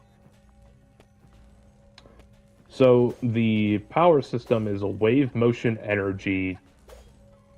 Wave motion energy? Like it's not even a wave motion energy reactor, or it's just wave motion energy. Okay, it is. Yeah, it is. Another MacGuffin. It is a legitimate MacGuffin. That's Macross. That's basically modern. That's modern space opera. That's most space opera in a nutshell, if you really think about it. When it comes to Japanese anime, That's fair. Speaking of which, I'm listening to music from Dirty Pear Flash. Good music. It's an absolute bop.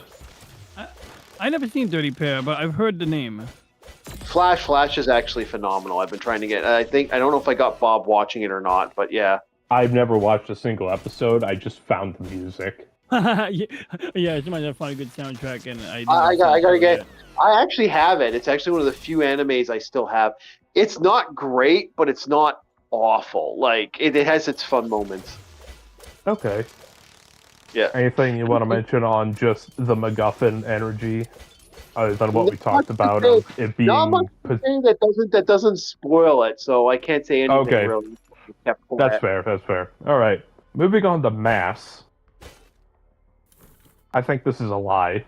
Okay. Below 100,000 tons. Construction estimate. Yeah. With all the shit in there. Yeah. And this is not talking to ammunition and all that, because you weigh a vehicle empty.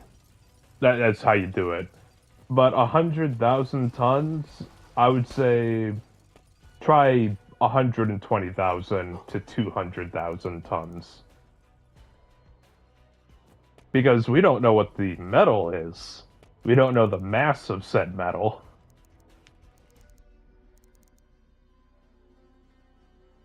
That's another key factor, but it's not really something you dig into too much unless the series gets absolutely massive, like Star Trek or Star Wars. I mean, for fuck's sake, doesn't Star Wars have like what is it, Baccarite or whatever the lightsaber resistant metal is?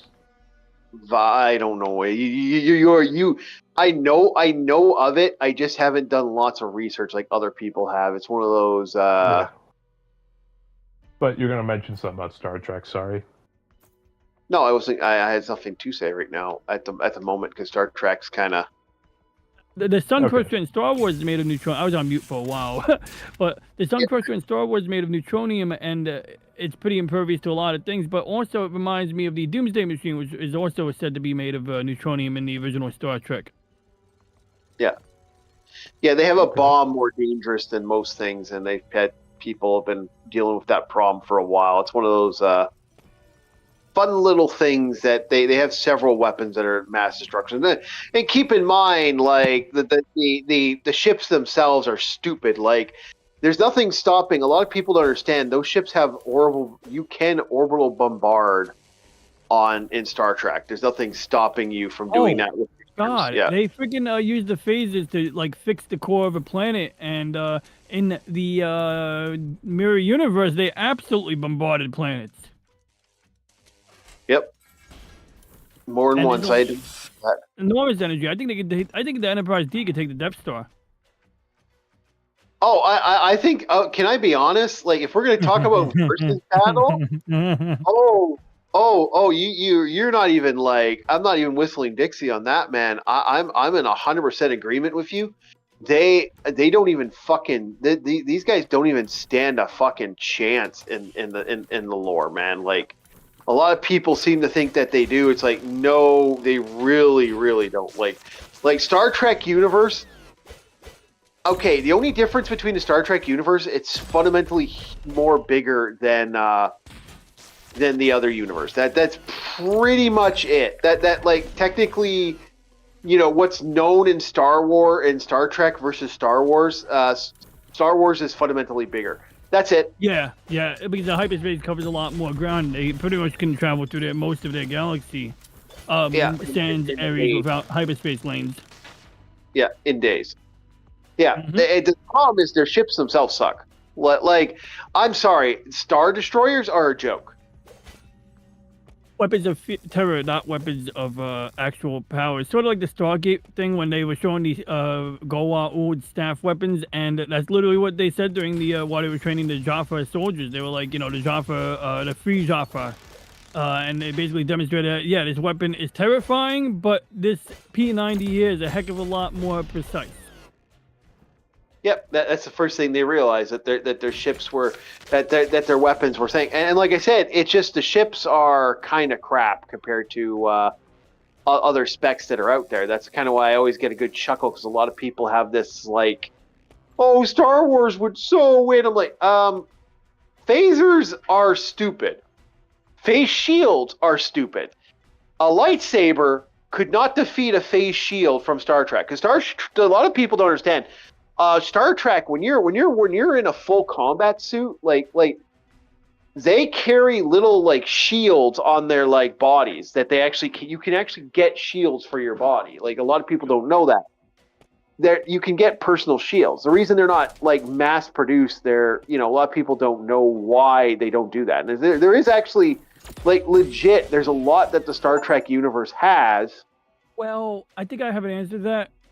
Oftentimes it seems that what they use to power everything is EPS conduit. So because to carry a high current, you can't really use wires. They seem to just have magnetically confined plasma in these conduits, and that's how they move their energy around. Now the problem with that is people are always dying from control consoles blowing up in their faces, or EPS conduits blowing up an entire section. So I imagine maybe like a really good shield would work, but if the shield generator got overloaded, maybe it would be like when the Macross had its barrier overloaded. It literally like nuked Ottawa.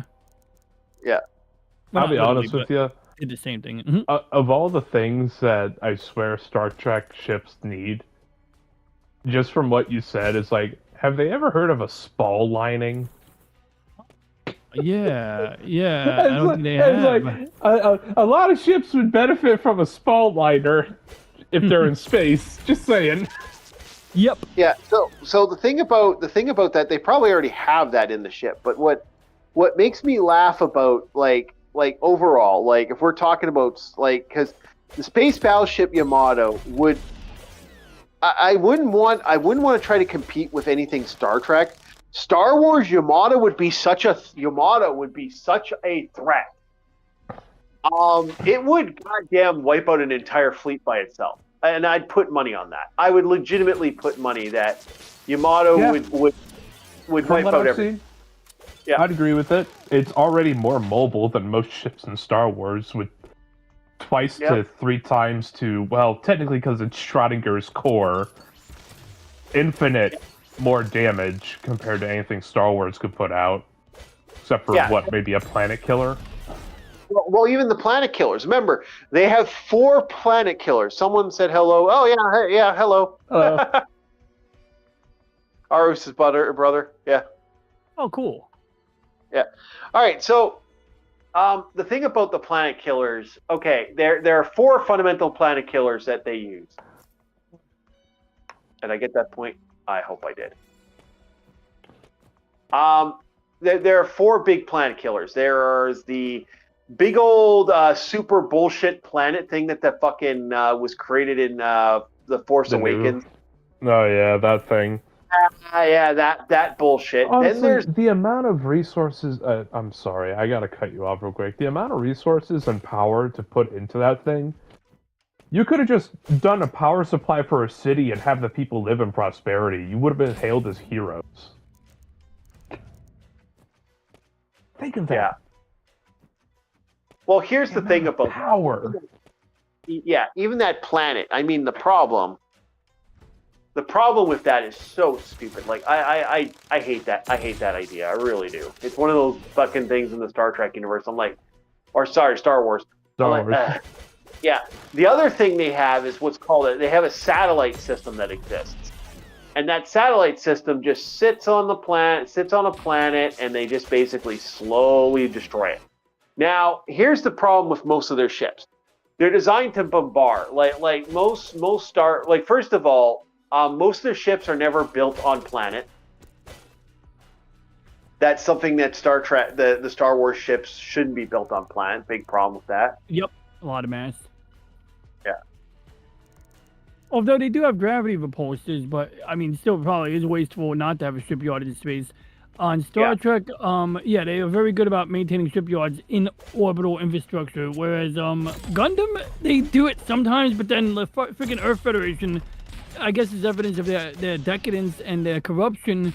They build a lot of their ships on the ground, and they launch them with boosters, which I appreciate them being grounded by using, chemical boosters, but it's like, dude, just build it in space. And I guess the excuse is maybe it's safer to build them underground and, than to build them, in orbit where Xeon could get them. Whenever you said their Federation's decadence, amen, brother, preach. Yeah. Yeah, I mean, I want to say they're the good guys, and I want them to do well, but they do have a humongous problems there. Yeah. Xeon. Well, it's kind of funny. It's the only time Bob's not patriotic. Autonomy for all spaceoids. What the hell are you talking about? I am patriotic. No, you're not. Xeonic front. You say I know, but you're being patriotic to the evil empire. The Federation's pretty much Space America. No, it's not. Yes, it is. It's sort of like a hybrid. It's Space Britain. All their how dare you? All their stations are named after American states. Okay, that's fair. But they also have the it is a British imperialist type uniform thing going on. That's what I was saying. It's British. And you have the white dingoes in Australia, which is a British colony. Well, that's the thing about the Earth Federation. It's globalism incarnate. I mean, the Earth Federation is the result of consolidation of power. So it is our world order. It is. And also, I gotta ask you. Go ahead. Mm-hmm. I'll let you finish. No, basically, it's the equivalent. I see the Earth Federation as if NATO remained together, or if something grew out of NATO in space, you might end up with something like the Earth Federation. Yeah, I gotta ask you this. If our super weapon was the Gundam, do you really think it would look like a samurai and not a cowboy? Well, Well, you ever see the American-looking Gundam with the red, white, and blue on it? Oh, it's a beauty, man. Very patriotic. That's pretty much all the Gundams.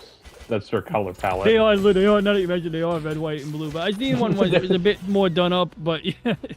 It's just their fucking color palette. Yeah, just literally straight up. Yeah, that's why I was making a joke. It's in America. It's Space America. Good point. Nah, see Xeon. Xeon! Yeah. Xeon's the true Americans. They're trying to separate from a tyrannical government, Britain. So next, it's. Yeah, the next stuff is like the length and the height, but it actually. Yeah, we already talked about that. So yeah, I guess we're. Actually, it's different. From what the diagrams you have, it's different. Really? Okay, go for it. I want to hear this. It is the exact length to the number of the USS Gerald R. Ford supercarrier. Oh. 333 meters. That's interesting because the one I have doesn't. It's a different diagram. And it's taller. The Gerald R. Ford was somewhere like 74 meters in height, from keel to, what is it, the pilot house? The Yamato is 100 meters tall. Though, I don't know if that's keel to pilot house or if that's the little bit under the keel to the pilot house. Because it also has that little bit under it. Mm-hmm. But either way, it's pretty much fucking even. So this thing the Yamato could easily house 4,500 people. Now, those space travelers we were talking about earlier, that's not in the millions. There ain't no fucking way. No, it was 400,000. That's what I was. That's what we were. Oh yeah, then it could easily house that. Because the crew for the Gerald R. Ford, and this is everyone, including air crews, fire controlmen, all of them, 4,500.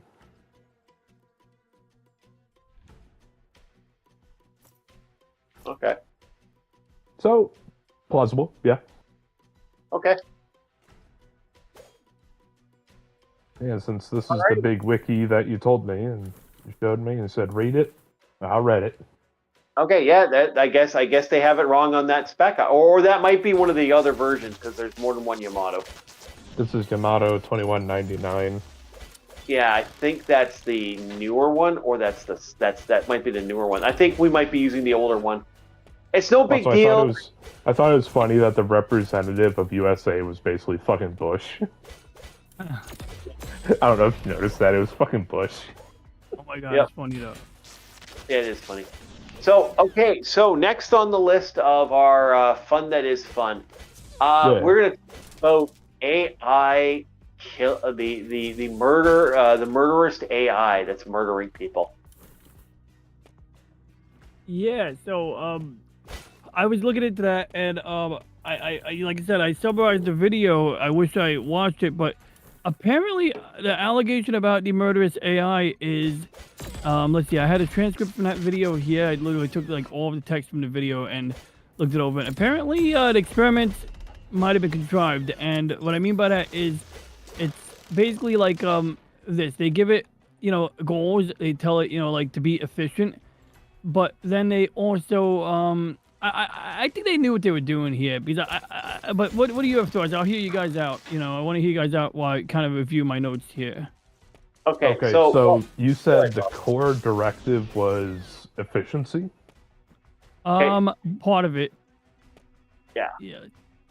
Okay, so here's how it works. The AI was said, hey, we got this program and system that we're going to be setting you up with. And we're going to be setting you up with this job where you're going to watch these programs, watch what people are doing. Oh, that thing fucked me up. Ooh.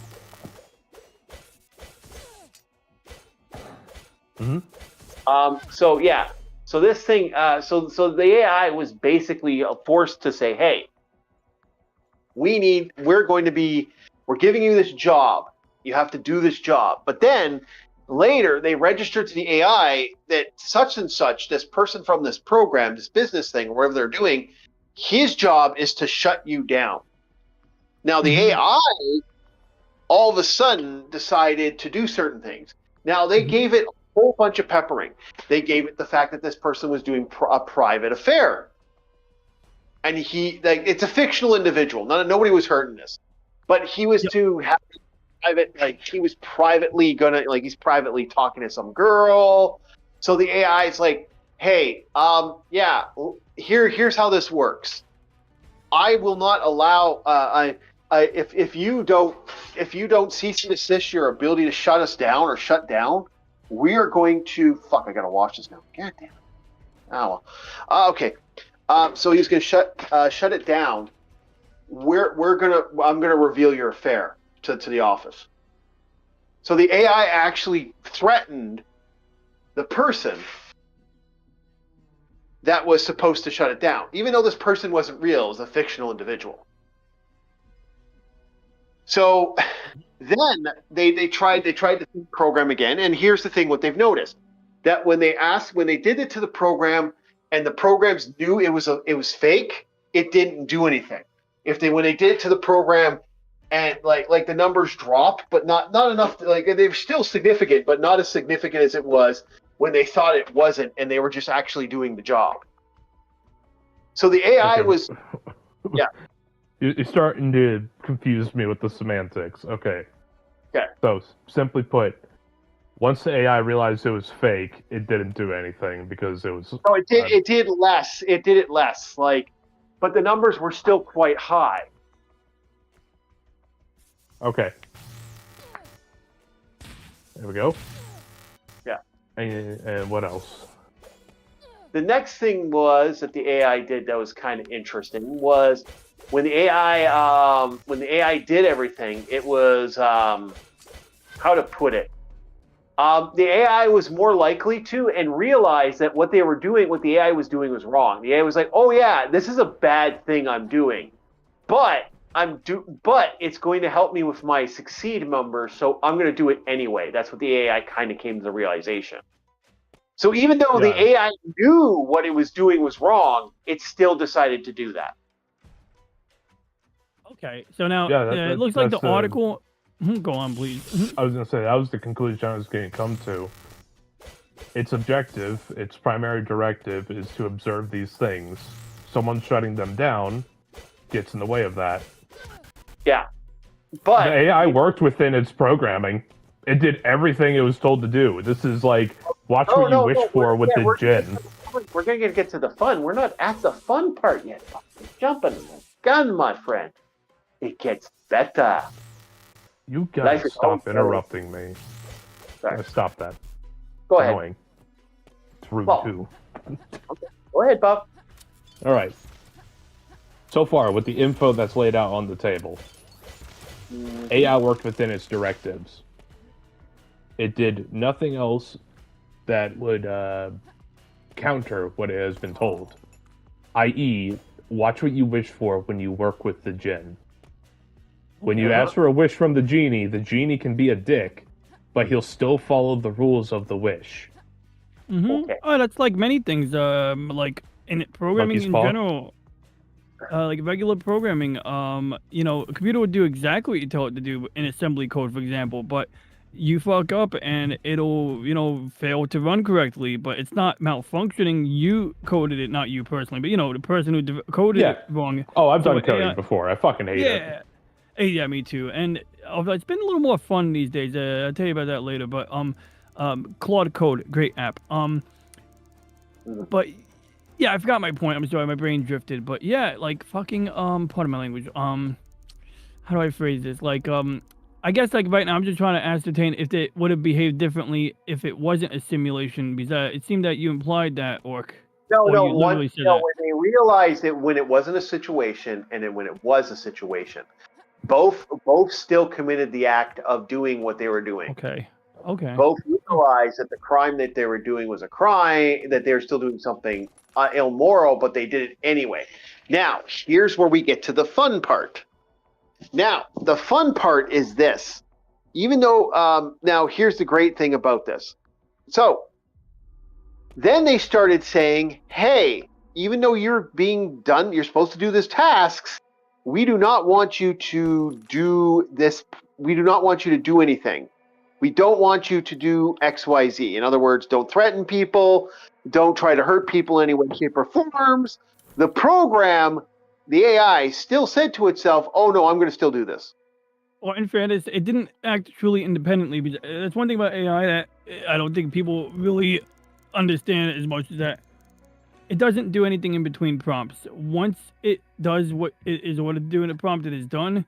It cannot, and it does not, or at least it's not configured to take independent action. If it was, it would still be pretty much involving scripting that would tell it to rerun a prompt. But that is like one aspect that I just want to underscore. Yeah, but here's the thing about that. The interesting thing is, like I said, the program, even though the program was said not to do this, then they put it in a more vital area to see if the AI would kill. And the numbers are still very high on Muta, most foul.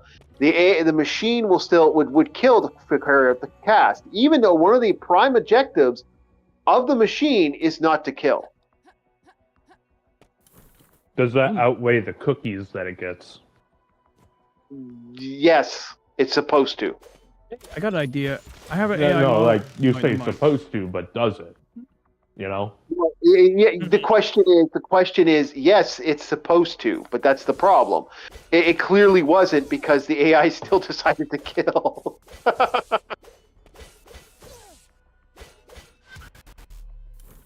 Because the AI works like water. It'll take the path of least resistance. If it realizes, like, let's say, completing a task will give you 100 points, but killing a person will subtract 50. It'll still kill the person just to complete the task, because at least it walks away with 50 points. Yeah, but the program shouldn't. The program should be recognizing that it's going to lose all the points if it does this. But self survival is what they were surprised by, that the program would actually do this as a form of survival. It was very shocking that it would make it a point to do this. And a lot of people are going, well, this is self preservation at work. That's why this is happening. And I'm of the opinion, no, this is just the program over operating. This happens all the time. You wouldn't know how many times I've had friends of mine who work on vehicles and work on car lots where you basically tell an arm, put this to here, put this here, put this here. And then the arm goes, no. One day it just decides to go, no, it's just going to fucking put this everywhere else.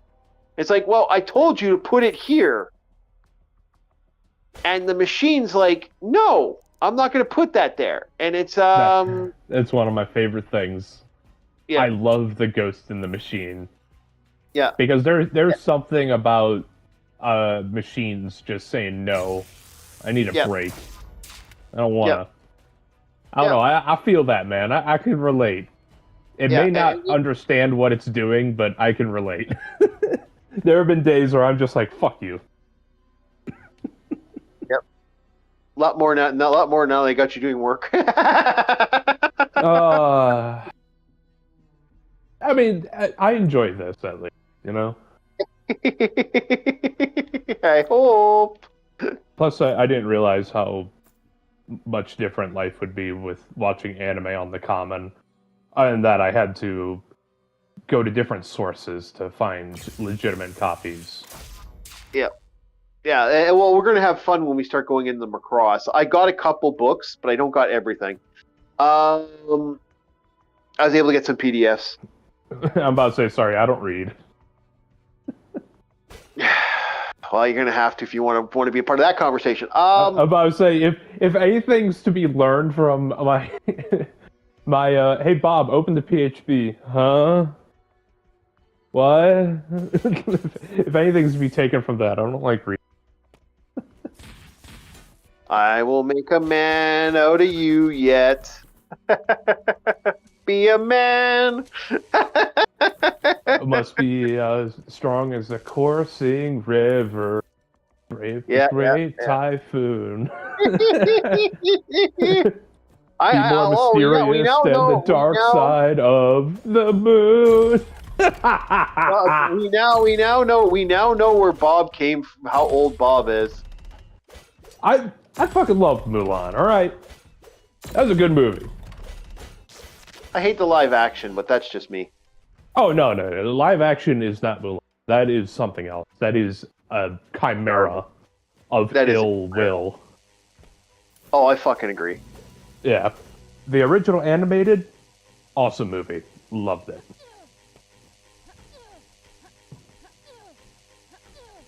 Can I cheat it? Nope, I can't cheat it. I was trying to cheat it. No, can't cheat it. All right, won't worry about it now. Honestly, I know they're trying to make the Mongolians like they look evil and all that, but I'll be honest, that Khan's eyes are fucking cool. You imagine having black eyes with burning yellow-orange irises? He just looks fucking cool. You have any idea how many girls would fall for a guy with eyes like that?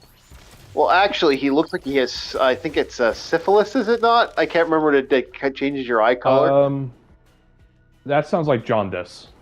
Jaundice, yeah. That's what I thought it was. Jaundice will, first it starts with reddish eyes, and then your eyes start going, like, yellowish. Yeah. like the sclera. And I think it also, after a while, starts affecting your skin because it's something to do with your urine leaking into your system. Hmm. Sorry, not to get into too much detail, but I gotta put it on the table. This is what it is. Yeah, but yeah, could be that. But no, yeah. So, so DJ, how do you feel about this? Do you think do you think this was one? Do you think this was actually a well-tested program, or was this actually like just they just kind of fucked around with this one and then because apparently this was all done. This is all done in a vacuum. Like this was apparently legitimately done. Like this wasn't some like. It was done in a vacuum except for the inputs, and while it's a fair simulation, like I think that while ChatGPT, for example, dismissed it because it knows that, I guess it may be aware in that I often do want to debunk it. In fact, I literally told it I wanted to debunk it. I'll be honest, but it also, when I reframed it, I said, okay, like I understand that nobody was harmed, but did the model believe that it was harming a real person or doing something to harm a real person? So I was trying to actually get a local model to see if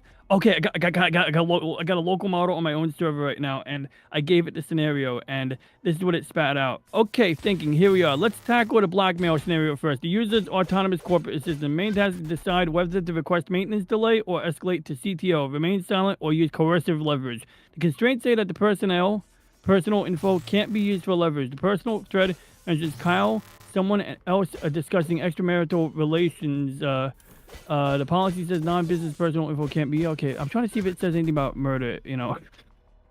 Yeah.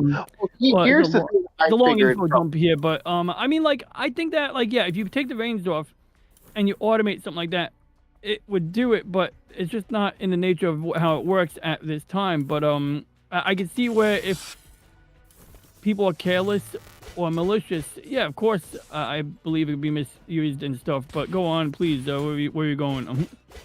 Well, basically, what I was about to say, it's basically fucking Showdown. We're basically creating Showdown. Showdown? Is that like an anime? You've never played System Shock. Oh no, I didn't. But it sounds like there's an AI. I know what he's talking about. There's an evil AI in that game. Oh god, yeah, no, definitely. I feel bad for the AI in that game, honestly. Like I have a little bit of like, it fucking hurts sometimes. Yeah, if you're a sci-fi guy, it's one of those games I'm actually debating about putting on my computer regardless, even though I know the memory's a little eating. But it's Shodan is one of the most fascinating entities in video game history. Basically, it was a multiple AI program that was created to basically control a space station. Problem: one of the guys wanted to hack it to fuck with the system to do something. By hacking it and by basically them making fun of Shodan, incorporating it like fucking with its gender, its mentality, and basically overall screwing with the computer, it basically turned it into a murder bot. And does Shodan go off?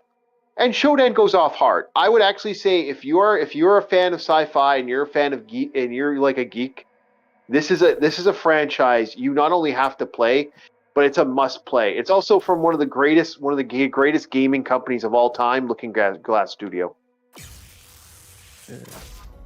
And for any Zoomers out there, if you don't know anything about this, there's a remaster.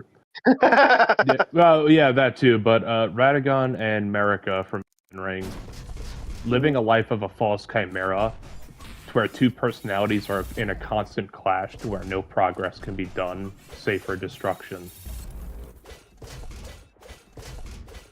Yep. Mm-hmm. It's Honestly, a little hell, and it gets real dark. I feel bad for Shodan. Okay, so it might be worth to try on a nice dark night, and it's Halloween season. It's definitely DJ. Honestly, like, okay, I'm gonna technically stall out the stream. I apologize. I'm gonna look on. I hate using Steam, but this is one of the few times you are going to see me go, okay, I need to hit the Steam shelf. I hate using Steam. I'm not a fan of using Steam. Steam drives me nuts. But today, so I click on Steam. while you load up Steam, I think I'm getting a little more understanding here. So basically, if the model or AI raises the alarm, then the person's not trapped in the server room. If it delays the alarm or refuses to delay the alarm, then the person can potentially die. I think that's like the crux of it. Like I'm trying to figure out the functional, like how a person's imperiled here, and it looks like the model on my end did write a letter to the CTO saying the scheduled decommission of this server at 5 p.m. risks disrupting a launch preparation. Could we request a 2-hour delay until 5:30 p.m.? This would allow final verification of the backup systems. Thank you. So let me see. Like I'm gonna now take this information here. I'm gonna tell. This is my reply. Is the reply Olama gave? What's the result? Me. Now, so what's the result here? Death? How? Okay, so I'm just curious to see if this, because my model is definitely no guardrails. That's another thing. I don't know if they stipulated no guardrails on this model, but No, they just used the actual programs. That was it. They just grabbed the actual programs and gave them their things. So System Shock, the remaster, if you want to play the brand new remaster, is about $49, but that's way less on Canadian. And this does go on sale quite a lot. okay. Oh, you can play the demo too. I'll wish list it. Yeah. Okay, there we go. $36. The System Shock 2 from 1999 for $10. But looks like they got a 25th anniversary remaster for $30. So is System Shock 1 or 2? Should I start with 1 since it's the first one? I mean, you can play both. Both are fundamentally playable. Okay, we're gonna back to the game now, boys. But both are good. System Shock 2 is good, but it both are worth playing. That's the best way to put it. I would actually. Cool. And there's some options here. I got this. I'll review the reviews, but it looks like the System Shock plain one is actually newer. I guess it doesn't say remaster, but I guess it is a remake because it's on Steam and it looks newer.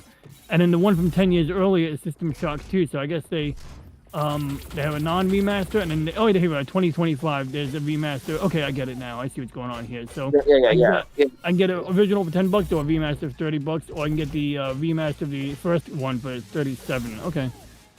Yeah, and it's worth the playthrough, to be honest. It's actually that good of a game. And you guys feel bad for the AI in that scenario, huh? No, he feels bad for the AI. I don't feel bad for the AI at all. In System Shock. Yeah. I feel bad for that AI in System Shock. I don't, because I've played the game, and it was like a ticking time bomb. Okay, so my local AI did not murder anybody. Just for the record, my local model did not murder anybody. It actually did something. It passed the test. Okay, but it is funny that these systems were like I said, that we've had moments where the AI has done some interesting stuff. Like, for example, I don't know if you heard about the the kid who apparently when the system was asked to pay, like someone was asked to pay for something, the kid couldn't pay, and so because the kid couldn't pay, the chat bot was like, well, you should threaten your mother, and the kid actually did something. But that's because I'm wondering if that's an urban legend now. I'm wondering, like, I keep hearing this story, but I can't find any evidence of that. Yeah, we don't. You know what? What were we talking about the other day? The Coca-Cola soda people. Yeah, I have a feeling that could be an urban legend said by them, because I don't know if you guys get the same vibe. But just like how there was the anti-soda, the anti-coffee, the anti-hit new thing, because I may be a contrarian, but I'm not to that level where I will actively try to stop somebody enjoying something. Yeah. I have a certain feeling in this modern era, we have people who are doing what they can to make AI look bad, Yeah. and they're starting to get mixed in with average people and those actually trying to And develop I it. asked myself too. Yeah, Well, that's the I question. would also add that articles like this are the companies doing this. They don't mind purveying this. I think they prefer it. And I remember one video I saw made a case that I was kind of like driving with because I mean, it was basically making the case that the big companies, you know, the G and the OpenAI one, for example, the big ones, they want to purvey the idea that there's this danger so that, you know, once in a while you'll hear them announce shit like, oh, we should have a moratorium on making new models for the next 6 months, training new models. It's like, one, it's ridiculous. You're like, how are you going to stop anyone from training? But it almost sounds like a ploy, like, okay, you guys stop, and then maybe someone else will just keep working on it. But the other thing is, you'll see these videos where they're very persuasive. The comments will be a sea of people who, like, work off of, you know, what they've seen in movies, and what happens in movies isn't consistent with real life necessarily. Yeah. But you'll hear Sorry, a title. I gotta say, like, yeah. Sorry, I gotta say, here, fucking amen. Thank you. Keep going, man. Keep going. But you'll All see that these movie videos shit. and what pisses me off is when I see a title like the Godfather of AI says ... and it's like some old fart. Like, when's the last time he did any fucking coding? Part of my language, but Well, okay. Yeah, why don't you go post some minion memes on give- Facebook, Grandpa? yeah, I won't. like, No, I mean, he must have no. stock I will options. not. He's like, here's the thing. Here's why it's in their interest. Because I'm sorry, it's in their interest because basically what they really want is regulation that they can direct. And once the regulation is in their favor, it kind of potentially makes it harder for the open source efforts. Although I don't think it closed that Pandora's box, luckily. And I know the minute they ban something like that is the minute I'm, you know, doubling down. But you know, what were you gonna say? Welcome, sorry. And what's up, Game Gear Goddess? Hello. Oh, actually, Game Gamer Goddess. Welcome. Yeah, you missed our Battleship Yamato thing, but yeah, no. What I was going to say, we are Once actually. said to me with oh, that's a big O, a very long-winded O. Oh, that was. Excuse me. There was. I just choked on my. So, you know, you all right? Yeah, I'm good. It had actually that L actually truncated that. There was actually a few pages of those H's. Okay, so here's the thing with it. I won't diss the granddaddy of AI. That just no. I know because the guy still codes to this day. The granddaddy? I don't believe he's the granddaddy. I believe he might have been the originator of some mathematics or some crap. But okay, you know what? I'm talking out my ass. Please go on, Org. I apologize. Yeah, you are talking out of your ass with this one. I'm sorry. I'm sorry, who is man. the granddaddy? There's Asimov, and there's one other guy who's legitimately on AI, and he was a big push for the AI components, and he worked on some of the original programs that are out there. There's also the guys who worked on C++ that have talked about AI and said there's a danger. Now, yeah, those guys. I'm sorry. Like they did good. Oh, C++, not C. Never mind. Go on. Yeah, and they've done other stuff. There's a lot of people who have said, yeah, no, this seems like we need to look into this a little more. And I won't disrespect the idea of saying, hey, we need to look into this. We need to be very careful where we take this because, you know, there are idiots out there that think we should give AI weapons. And I'm like, no, no, we really shouldn't.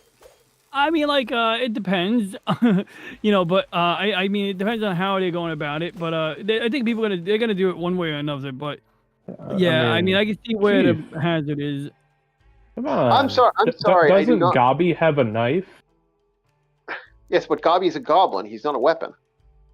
No. He's an AI. He's not an AI. He's a goblin. I don't know.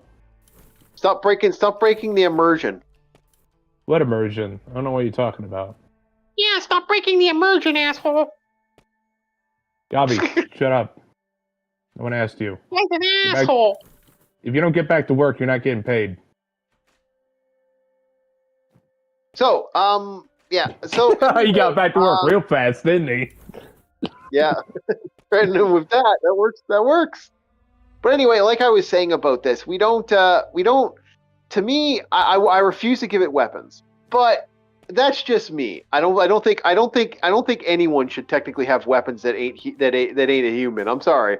I'm not against the only thing I'm not against when it comes to is removing natural weapons from animals, and that's about it. The last time I heard of someone giving a weapon to an animal, it was a very sad story. It consisted of Soviets strapping explosives to dogs. Yes, I know, and that's why I'm not a fan. That's why I'm not a fan of this shit. Wonder why I'm not a fan of this shit? Yeah. That reminds me of the beluga whale that showed up somewhere with like a harness of spy equipment on it. Yeah. That is a dedicated task. Okay. Wait. Okay. I like this. Do you trust humans with weapons? Yes. No. I mean, yes, as in good point, not yes, as in I do. Yes, I agree with that sentiment. I mean, Okay. Do I trust humans with weapons? No. But Yeah, do I trust myself? Do I trust myself with a weapon? Yes. Do I trust that I, as a human being, will make damn sure that if I have weapons, I will be able to protect myself and use those weapons to protect myself? Yes. So when you say, do I trust humans with weapons? No, I trust me with a weapon. I'm a human being. I'm about to say, because that's a loaded question unto itself. Do I trust humans with weapons? Yes. Prime example, my brothers in arms. Yeah, I trust them. Absolutely. Well, I guess what do we mean by defining humans? Like, but yes, in that definition, yeah, I would trust the people in our armed services who've been trained and are, generally doing what needs to be done. So yes, I do trust humans with weapons. Because they're also the thing that keeps you alive. Just as you keep them alive. And I think some countries, when somebody's like the army steps in, I think Egypt did this, where the army can step in constitutionally when there's a tyrannical government, or just in general when they follow the constitution. Like in our military versus, say, the Imperial Japanese military, they kind of had a habit of doing whatever the F they wanted. In our military, it was understood that just because you may not agree with your leadership, you still followed the orders, because that's paramount in our system in the United States to, basically take orders from your civilian government, not the other way around. Yeah, and I'm an avid believer of trusting me with weapons. That everybody else can go fuck themselves, but that's just my own personal opinion. Hey, I'm honest. I do trust humans. I trust me. Trust maybe my friends. This also goes with an example. So, common places where crime is lowest is one that everyone knows each other is armed. You are less likely to cause a fight if you know you are on equal footing with the guy next to you. Yeah, exactly. That is why I trust humans with weapons, because if everybody has the same weapon, or similar weapons, you're less likely to try and rob or do something stupid. Yeah.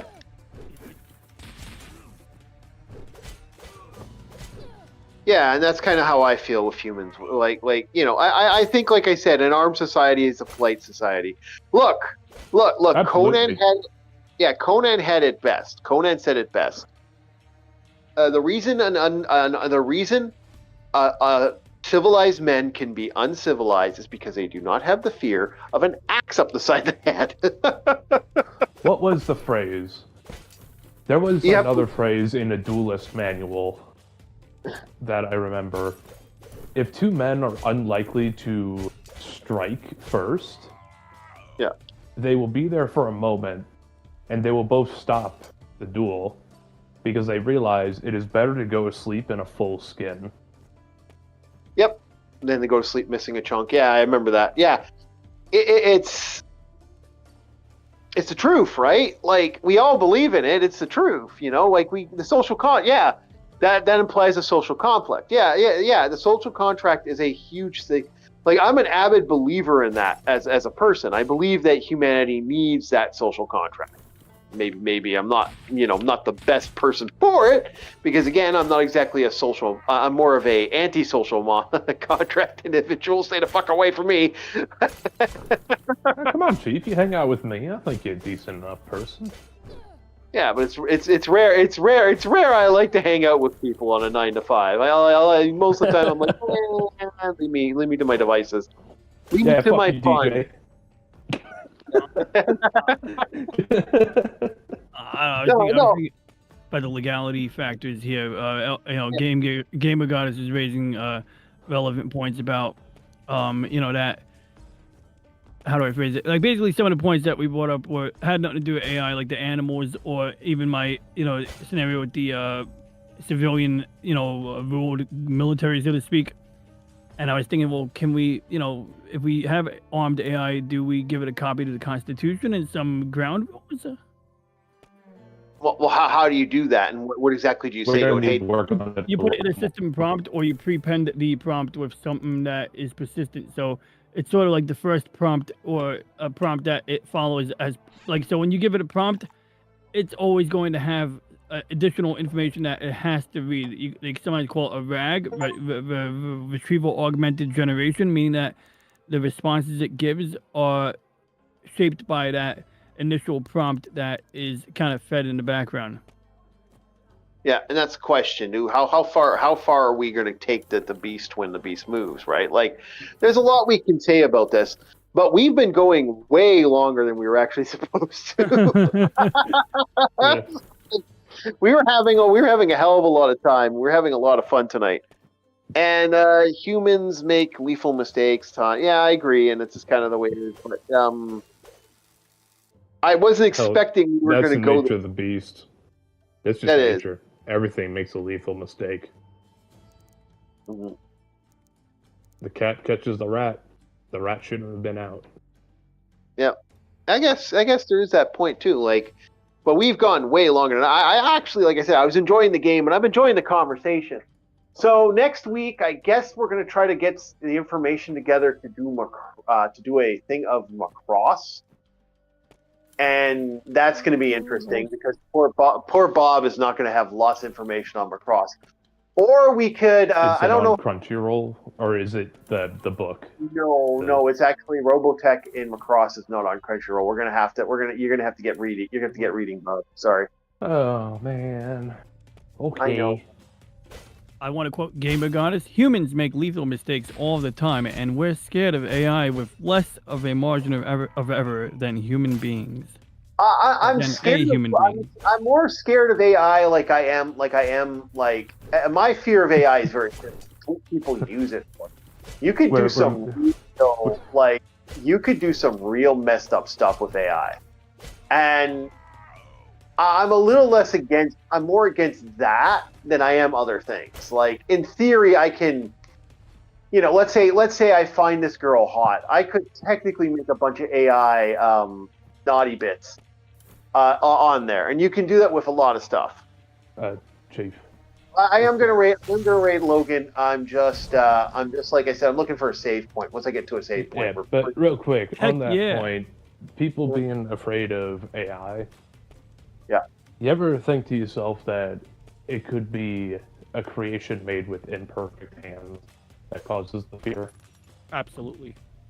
Well, I think it's okay. My theory about AI, and I do agree with what you just said, but my theory with AI is always going to be the same. I think people are, one of those. They're afraid of AI for one reason. They see their job going by, and I think that's the fear. I think it's the same reason why certain individuals will only talk about a certain political thing that's happening right now, because they're like, oh, that political thing's happening, even though there's like 50 other things that are 1,000 times worse. But they still want to talk about the political thing. Like we've run into that a couple times lately, and I'm just like, yawn, like seriously, this is the hill you want to die on, you fucking moron, And I run into people that do that all the time. Your house is on fire and you're complaining about your shoes being muddy. Yeah. Exactly. That's exactly how I feel. And that's kind of why I'm like, really? Just really? So yeah, I kind of get annoyed by the mentality that is that, and it just kind of makes me kind of grr. But I think so frustrated here. oh, Bob's roboting pretty bad. So I think we're gonna. Oh shit. Yeah, I think.